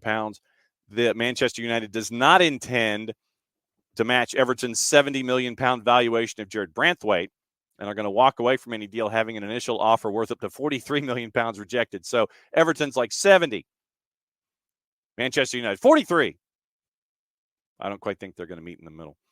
Arsenal interested in making a move for Kira Walsh from Barca Femenil. Valencia have made a £25 million bid for Mason Greenwood, who's also been linked to Juve He wants to remain in Spain, having had a stint with Getafe last season. Michael Olise verbally agreed to the personal terms offered by Chelsea, who are pushing to beat everyone else to the punch in signing him. They've also begun talks, meaning Palace, with Arsenal over a move for England U21 winger Reece Nelson.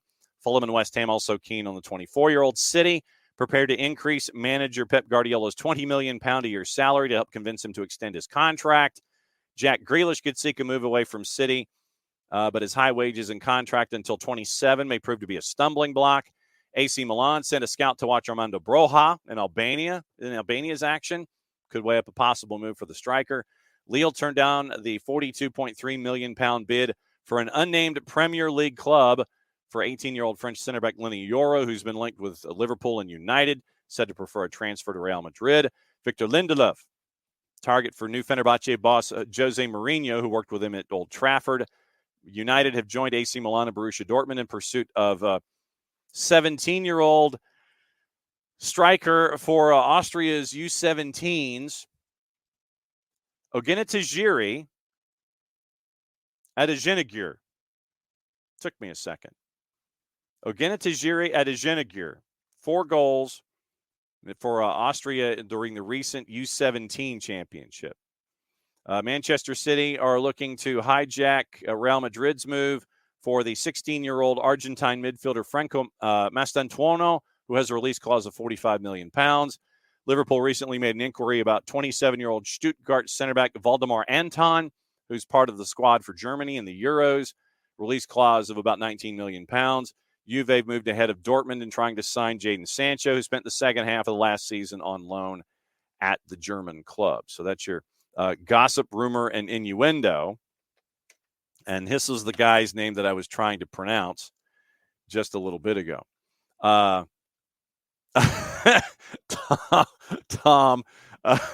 says the Red Manx can pound sand for $40 million. Yeah, so I don't think it's like literally you're apart by a good 35-40 million. Yeah, that's not going to wash. I don't think that's going to quite wash. Remember, Copa's tonight. As we go tomorrow, as a part of what's going on, we got to make sure that I know what you guys think about the Copa. Who's going to win? How far is the U.S. going to go? Give me surprises. Give me your shocks. Give me who you're looking forward to seeing, all those kinds of things. Are you going? Are you going to any one of the 2 matches at Mercedes-Benz? Did you shell out the coin to make it happen? Are you going to the USA match, or are you just going to party? That's the big question. Are you going, or are you just going to party? Make it happen. That's the whole deal. Once again, remember that the six-pack's coming out a little later. We've got our interviews with our NPSL folks and with Decatur FC. Jack Marchant is going to be our interview with Decatur FC this week, and that'll be available with us tomorrow. And that will also be a part of the WPSL show.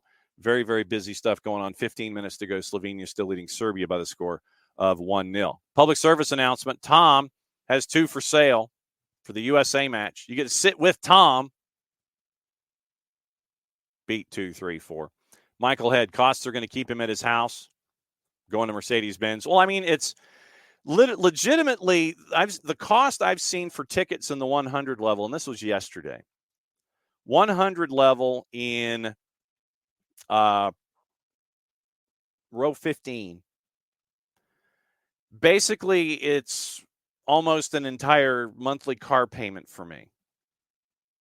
And given the choice of car payment or going to see a soccer match, I'm kind of with Michael here.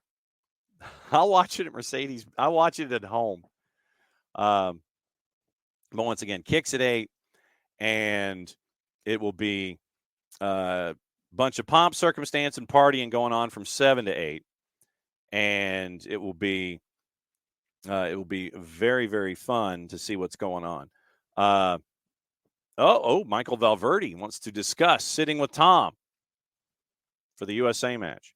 Houston Dash signed keeper Jane Campbell to a 4-year extension, so that's going on this morning.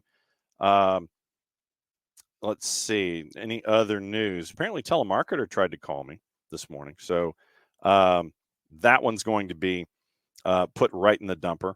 So that's not going to work out very well. Also, what is going on today with we mentioned how the Serbians threatened to walk away from the tournament because of stupid things that fans were saying. So, yeah, we can roll the clock back in stupidity down here. Sir Jim Ratcliffe is frustrated Manchester United's blocked from signing Nice's Jean-Claire Todibo. He also says that the Premier League faces ruin and appears to back the Manchester City legal fight. Says he can understand why City are challenging the league's associated party transaction rules. And he also said it's going to take 3 summer windows to get them where they need to be when it comes to be a club. 2-week private arbitration hearing began on the 10th. City claiming they've been targeted by a tyranny of the majority and are victims of discrimination. City's detractors fear defeat of the Premier League in the case could eventually lead to the end of any meaningful financial controls in the competition. Sir Jim Ratcliffe told Bloomberg, I can understand why they're challenging it. You can understand they would say that they want an open market and a free market. Ratcliffe believes the Premier League needed to be careful not to end up in an endless legal wrangle with lots of clubs and expressed concern over the regulation that could be the ruination of Europe's richest domestic league. Final half hour of the show on a Thursday, and we know what that means. It means one thing and one thing only. You run a special open, you wait a couple seconds after the open goes, and you bring in a guest. It's that time.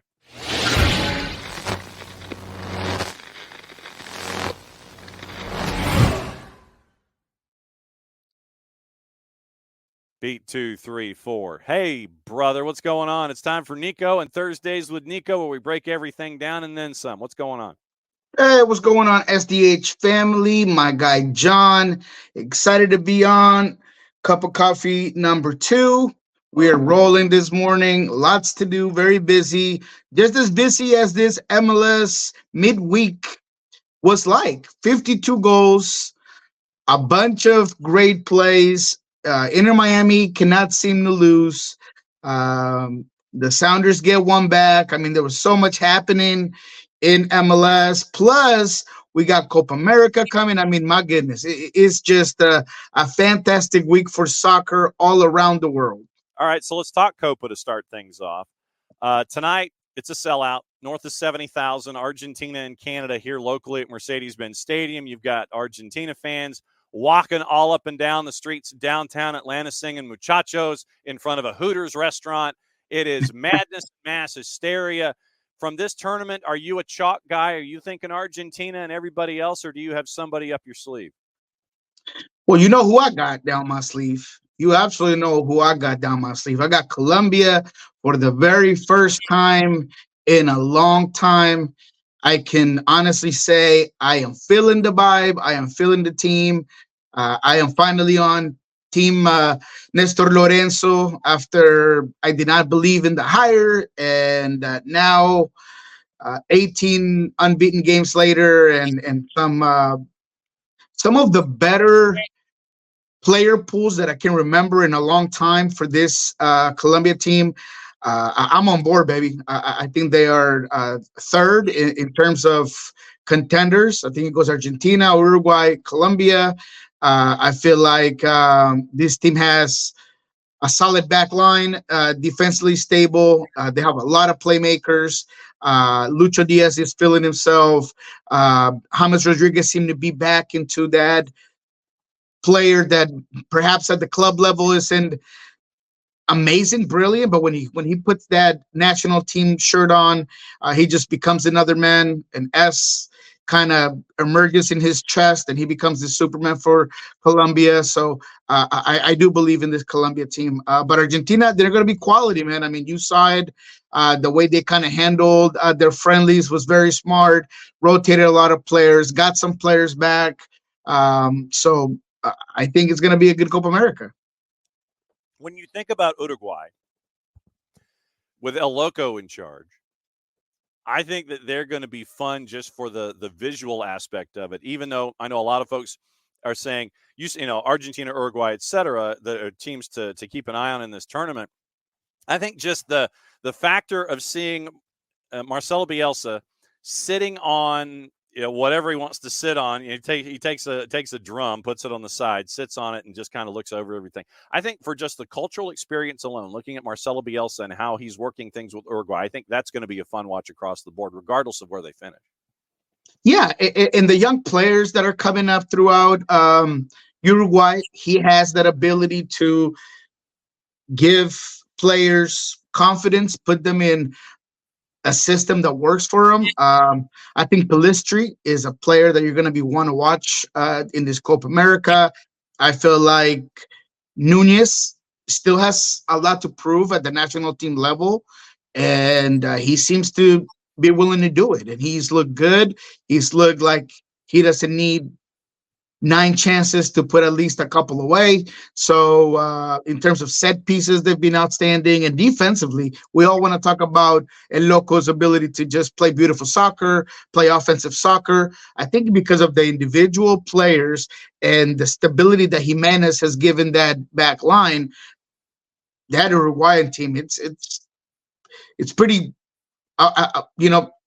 well constructed and well coached. So they're going to be difficult to beat. I mean, you put Argentina above them simply because of the Messi factor, the fact that they're the World Cup champions. But Uruguay is right there, man, in this Copa America in terms of who you think is going to take it.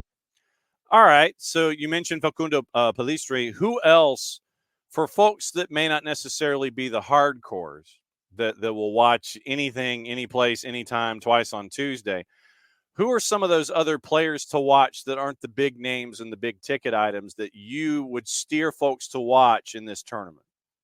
Yeah, I think Luciano Rodriguez is a 20-year-old player that's going to be interesting in this one.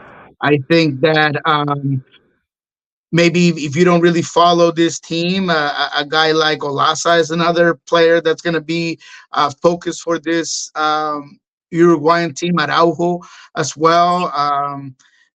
Those are the players that kind of come to mind in terms of those that you might not know, because everybody knows Betancourt. Everybody, MLS players, MLS followers might know Brian Rodriguez, who has been very good for Uruguay. So, you got the Nandez's, the usual suspects for this Uruguayan team. But I think Luciano Rodriguez is probably the one I would key on for those that maybe don't follow Uruguay as much. All right, so who's going to be the biggest surprise and who's going to be the biggest bust? Man, that's a tough one. I think the biggest surprise for a lot of people is going to be Colombia still. Just the other day, I was hearing a podcast that was kind of talking about the U.S. and how they played Colombia and they got beat, but then they played a better Brazil. Brazil's not better than Colombia right now. Let me just say that right now. So I think Colombia is going to be a big surprise. I feel like a team like Venezuela. I think Venezuela might surprise some people. I don't think that they realize the tough quality midfield that this Venezuela team has. Right. They have a lot of young prospects. I don't think that if you haven't been following the CONMEBOL qualifiers and you haven't been following what's kind of happened with Venezuela over the last couple of years, you might not realize that there's a lot of talent. So Venezuela could be one that's going to surprise my biggest bust, which is going to be Mexico. Yeah. And I say that simply because Mexico has the huge fan base. They're going to be home team every game. Doesn't matter where they play. You can put them in. Doesn't matter where you put them in the States. They're going to fill up with all of their crowd, all of their potential. But I look at that roster, man, and I feel like they have no grit in the midfield. You've seen it in the friendlies. It's so easy to progress the ball against that team. I don't think the 4-3-3 fits Mexico as well as Lozano thinks it does. I think that there's still question marks in terms of who's going to be that goal scorer for Mexico. I haven't seen enough out of Santi Jimenez. I think Quiñones is a quality player, the Colombia naturalized Mexican winger. I think he's going to be a good player. He's been great for America, but can he put it together for his national team? They're a little bit of a liability defensively. Arteaga on the left side defensively in the left back position has been a highway for teams to get over on Mexico. And then you put them on the side of players that don't help them defend either, and it just becomes a huge problem because you have Quinones on that side. You have Charlie on that side helping out. None of those players really scream defending. So I just feel like there's a lot of holes on this Mexican team. They have a lot of pressure regardless of, because there's pressure on the coach. There's pressure on the players. So I really do think they're going to be the team that's going to flame out. So you mentioned El Tri. Let me ask you, what about Chucky Lozano? I know we're all over the board. But what about Chucky Lozano signing with San Diego? I think it's a fantastic move by San Diego. I think it's a fantastic move for Lozano. Fans might not think so, and they're going to jump on him and say that he's retired, that he's washed. My son, Mexican Colombian, he's like, oh, Chucky's washed. He's going to come to MLS. I don't think it's that, black or white. I think it's a great move for a player that did as much as he could. Now he has the opportunity to be the face of a club and actually back it up, something that he hasn't been able to do. He was Napoli's biggest signing. He came over. He couldn't really put it together, back up the expectations. PSV, similar situation there. Maybe didn't come in as the guy, but he came as a big signing, and he did some. I don't think he had terrible performances. I just don't think he played to the expectation that he had, that most fans had when he came to Chucky Lozano. So I think it's a fantastic move, being the face of a club, following the Carlos Vela steps and maybe a more prominent time in his career. I think it's a good move for all teams concerned. And now we'll see what happens with the coaching, because that's going to be a huge component. Is it going to be Piojo? Is it going to be someone more MLS friendly? Who's going to be that guy that's going to take this team to the next level?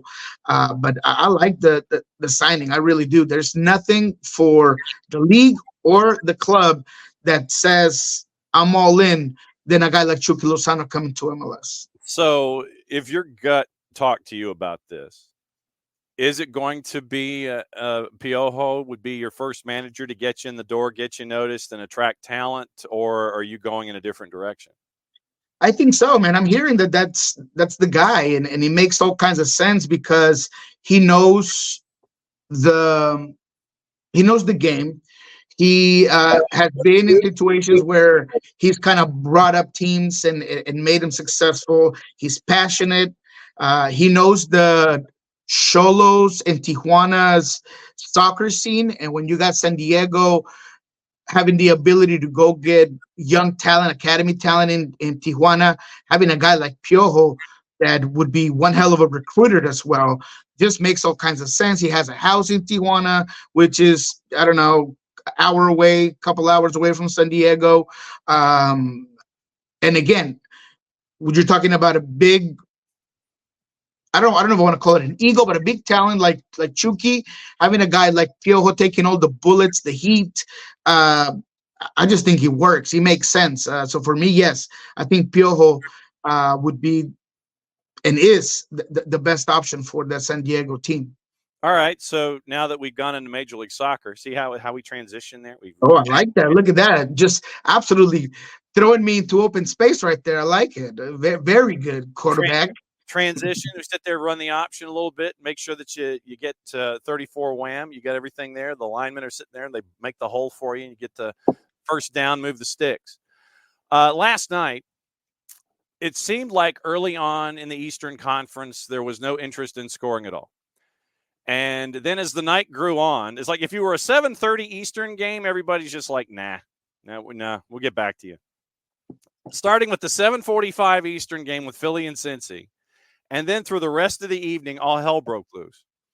What sticks in your mind? We'll start there before we dive into Seattle and Houston specifically.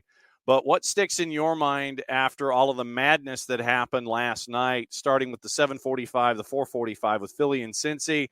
You had 7 goals there. You had 8 with Dallas and Minnesota. It was chaos starting at 4:45 for you, man.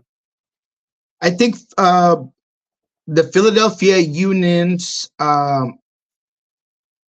descent and free fall. I mean, it is tough to watch Philadelphia going back-to-back, terrible games back-to-back, games where you're giving up not just the draw, but dropping points at the end of the game. They seem to have no way to fix what's wrong. There seems to be no fight for this Philadelphia team. When we go back just to the weekend, when you're playing a Miami team that has 9 players and you can't hold the lead, and you allow Alonso to conduct the ball from midfield all the way to your goal, and I think it was Glesnes who was on him. The last defender can manage to at least push him, pull him, do something, kick him, take the red.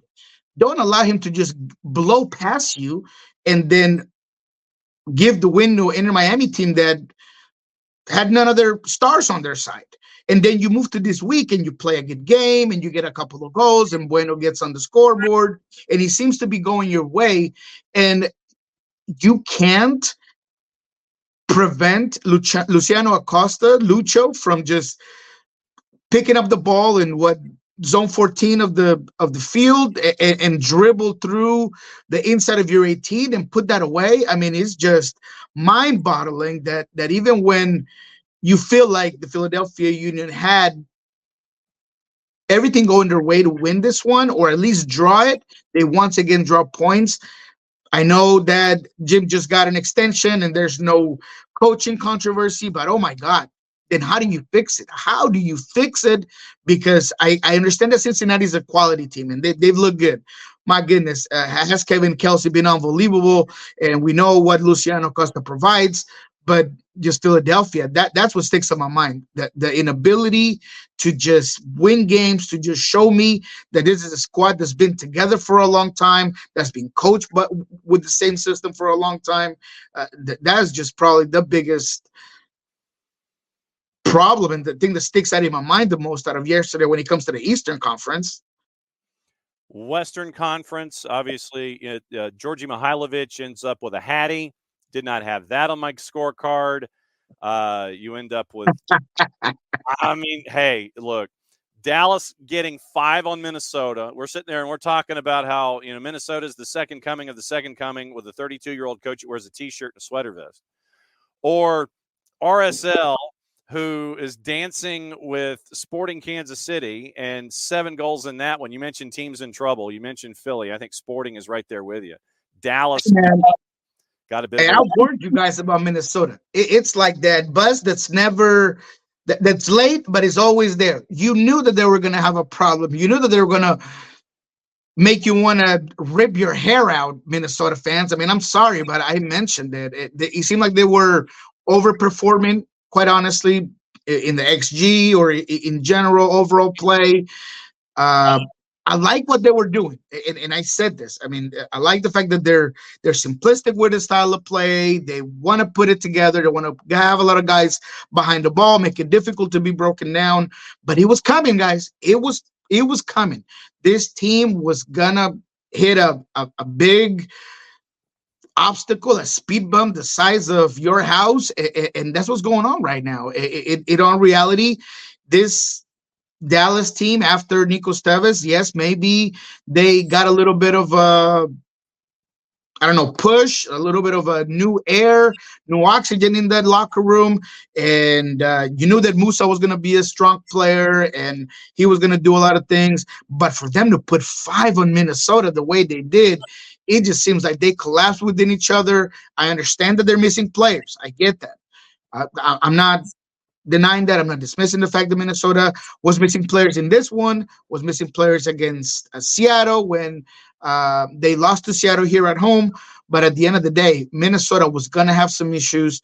It wasn't going to be just about the vibes and a new system working. Now that there's enough tape on you, now that people are starting to understand what you like to do, and you're missing a couple of players, it was just coming. So I think Colorado is maybe a surprise to some.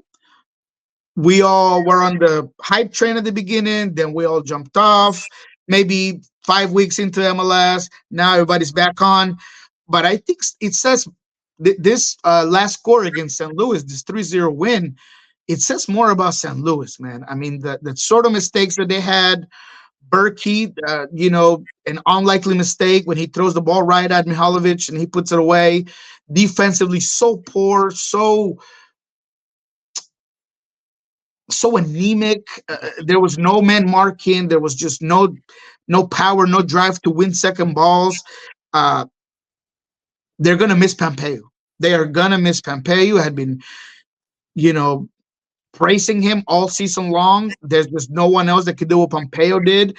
So although I do give Colorado a lot of credit, I want to say that it was more telling to me that St. Louis is going to have to figure out and do a lot of moves in this summer window to try to maintain some of that success that they now kind of set in expectations for all their fan base. Well, because, you're basically the Red Bulls Midwest with what you did when you brought in Bradley Carnell. You knew what you were getting into with Pfannenstiel and the kind of talent that you wanted to bring in because of the system that's there.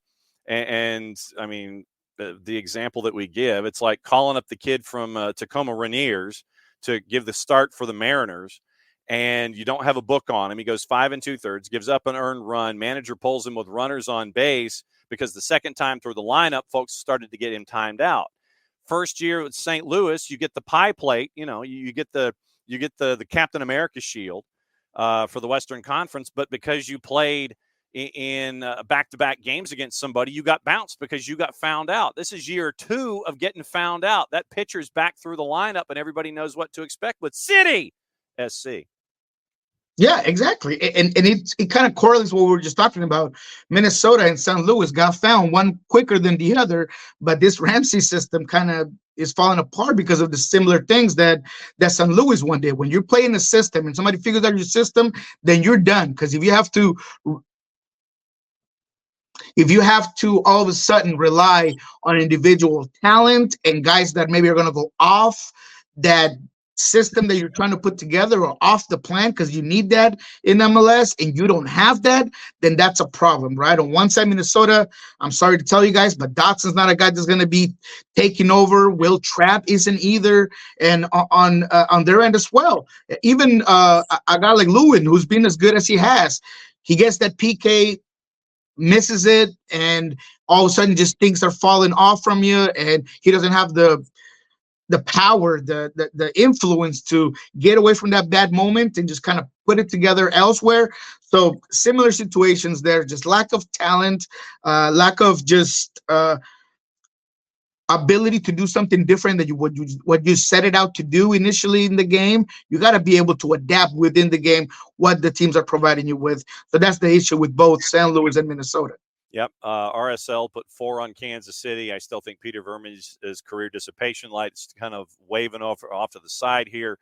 LA beat NYC and Portland beat San Jose 2-1. Let's circle back to Houston and Seattle. What happened at Hell in a Shell in a 2-2 draw?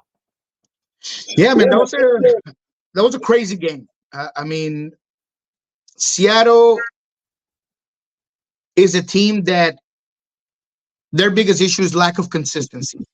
They can put it together for 30 minutes at a time. They could put it together for 50 minutes at a time. They could put it together in 90 like they did with Minnesota. But can you put those 90 into the next 90? They just haven't been able to do that. In this one, the first half, maybe it wasn't as bad as people made it sound in social media. It wasn't perfect. It wasn't great, but I understood what Brown was trying to do in terms of the rotation, the approach to this game. But then a couple of mistakes happened, and Houston gets ahead. I mean, mistakes will happen, and that's just part of the game. But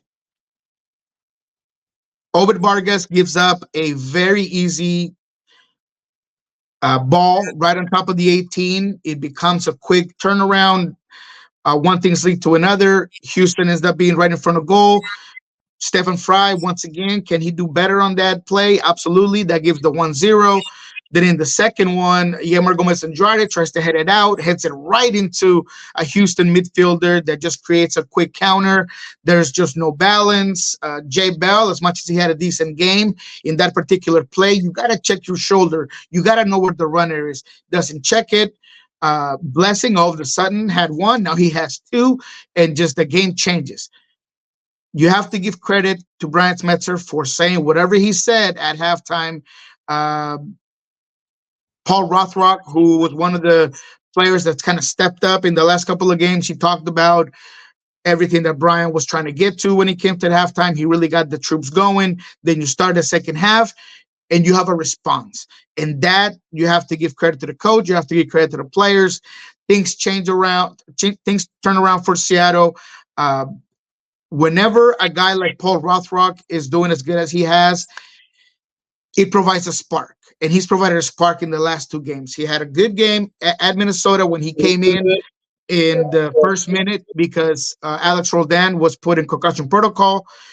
He gets the well-deserved second start in this one, and I thought he was good. And that demeanor, that effort is what provides the equalizer for Seattle, or the first one to kind of push the equalizer in the second one.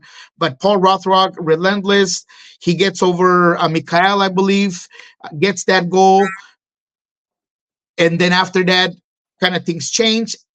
The feel of the team changed with that first Paul Rothrock goal. Then all of a sudden, there's a set piece. You put it into the 18 where Jackson Regan gets to it. They both score. Fantastic to see it. Kind of a story for your listeners. That was the first time since they both played at Seattle United, which is just a club in Washington, that they both scored. Both of these guys have grown up together. They've played club soccer level together. So it was kind of cool seeing both of them score, change the game, get the equalizer.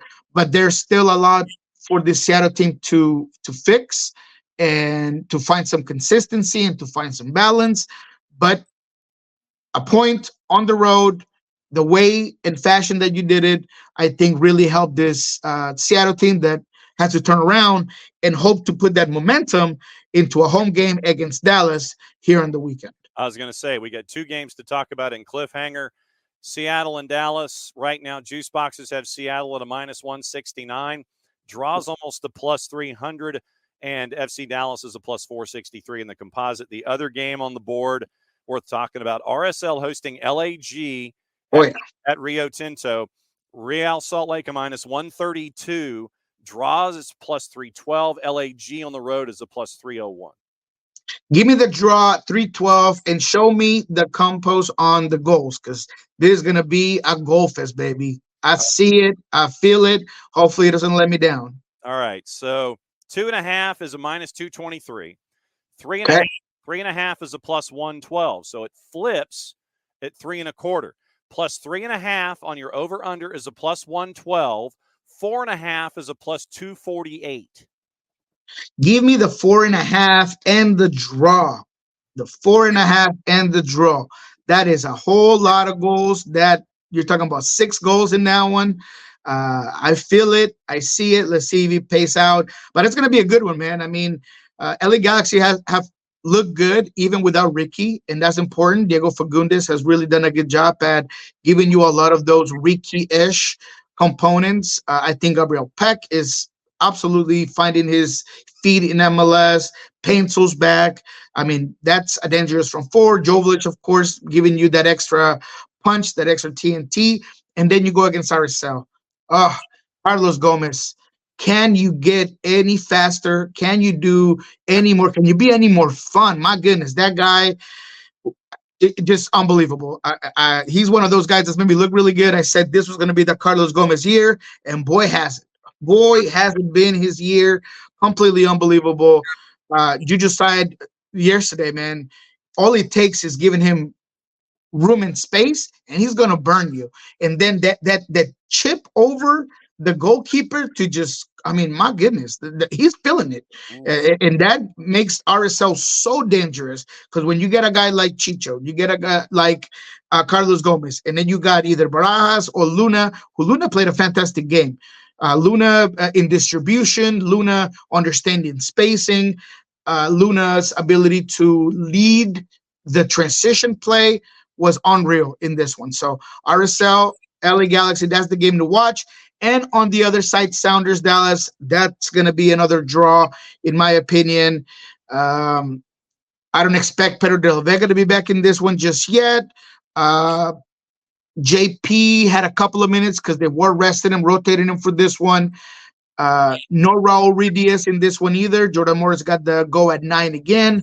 I continue to say that there's nothing that Jordan cannot provide you on the wing that he's providing you at the 9. People are calling Raul wash. I understand that, he hasn't looked good at times, but I still believe that 75% Raul at the 9 is better than 100% Jordan at the 9 because Jordan can do so many more things on the wing. If there were other options at the wing and there were other options where it's not just Leo and Christian Roldan, maybe I would buy into the fact of you putting Jordan up top. But right now, the way the team is set up, I continue to think Raul is the right option at the 9. So we'll see how that goes against Dallas, but I do see a draw in this one. All right, so 4Card asks, is Raul still around after the summer window? Absolutely, 110%. There is nothing that tells me that this Sounders team is willing to go and get another DP. And if you're not going to go and get another DP, it makes no sense to get rid of Raul. Like 0 cents. Because you're not going to put that sort of expectation on you. People are going to want another DP if you're getting rid of one. So the easiest solution is just allowing that contract to finish, allowing Raul to continue to be either a super sub or continue to be a starter that he has. He's still your leading scorer. He's still a locker room guy. He's still someone that is very influential for this club. Therefore, if there was a willingness and I saw a way where this Sounders team was going to go and get you the DP of the future, I would say yes. They're going to try to move Raul. They're going to make some room. But without that, it's just not going to happen. Not to mention the fact that, quite honestly, when it comes to a Sounders team that has had as many issues as they have, how much are you willing to really bring right now when you're having such a hard time even staying within the playoff line? And I've said it once, I've said it twice. I think that maybe Open Cup can give this team something to hang their hat on. But other than that, man, it's difficult to just say, like RSL, right? They're looking so great. They're looking so good. If I bring someone else, I'm for sure going to have a title. That's different. Seattle is barely staying relevant right now. It's pointless to go get a DP at this moment in time. There's just no reason for it. And there's just no ability to. And so 4Card follow-up. So it's a philosophy thing and not a money thing? No, I think it's a money thing. Yeah. I think it's a little bit of both. Okay. And that's a great question. I think that the transfer budget is going to be constructed to the way that you're going to be able to use all of that money in 2025 when you're for sure going to be able to open up to DP spots, Raul's and Albert's. So you want to have all that money for that moment in time. You're going to have the U22 initiative open at that time as well. Right now, what you're going to do is try to bring something that you can fit into Javi's salary. What was opened up in the books, you're going to bring a guy that's going to be able to help you within that range of money, and you're going to roll with the team you have. You're going to hope that Pedro de la Vega at some point gets back in business and is able to give you maybe some extra wins. But aside from that, I don't see anything else happening. The Seattle Sounders group as well have just recently bought the ring from the oil ring. Now they're all going to be under the umbrella of Seattle Soccer, if you will. And that, I'm sorry to tell you, but that's an investment. That's money that's coming from the owners. That's money that's going to affect in some way the ability for the Sounders to go and go get guys. So because of all these factors, I don't think that they're going to go in the summer and go get a big guy, right? So it is a money thing. The philosophy, maybe 25% of that kind of goes along those lines. But I do think that is mainly about money. All right. So one more question before you go. We started with Copa. We'll end with Copa. What do you think it means in the grand scheme of things to have the United States hosting Copa America? Say it again. What do you think it means to have the United States being the host country for Copa America? What do you think it means for the soccer community to have the United States hosting the Copa? Yeah, well, and thank you for clarifying it, because it could go so many ways, right? I mean, for the soccer community, it's a well-deserved prize, a well-deserved earned reward for loving the game, for being as loyal to you guys as clubs, for the growth and development of MLS in all divisions, whether it's younger divisions all the way up to the club level. It could mean that for those that are a little bit more morbid, you could say that CONCACAF and CONMEBOL have realized that the money's in the States, and if you put a tournament here and there's so much following from every single nationality, it's going to create a different feel. It's going to create a lot of money. I mean, you saw that Colombia-USA game. There was more yellow than there was, white and blue and stripes and stars, right? So that's kind of what you're realizing, is that there's a lot of money to be had here. But I do believe that it is a reflection of the amount of commitment that has been put into soccer in the U.S. community in general. I think that is going to help the game huge. The young players, the young kids that are going to be watching these tournaments are going to have a different feel for the game. Those memories that I had as a kid when there were tournaments in Colombia, you guys are going to have, these kids are going to have, and that's going to push the idea of soccer. So I think it is a transcendent moment. I think that is in a perfect step stool to the climax of the World Cup here. So I just think it's a huge moment. It's a historic moment for U.S. soccer and the U.S. soccer community. All right, so give me the plug. I know you got to jump because you got Soccer Bar and Pulso Sports. What's going on? I do. We got Soccer Bar here in about 10 minutes. I might have to do it from the car because I got to go to a whole other place after this.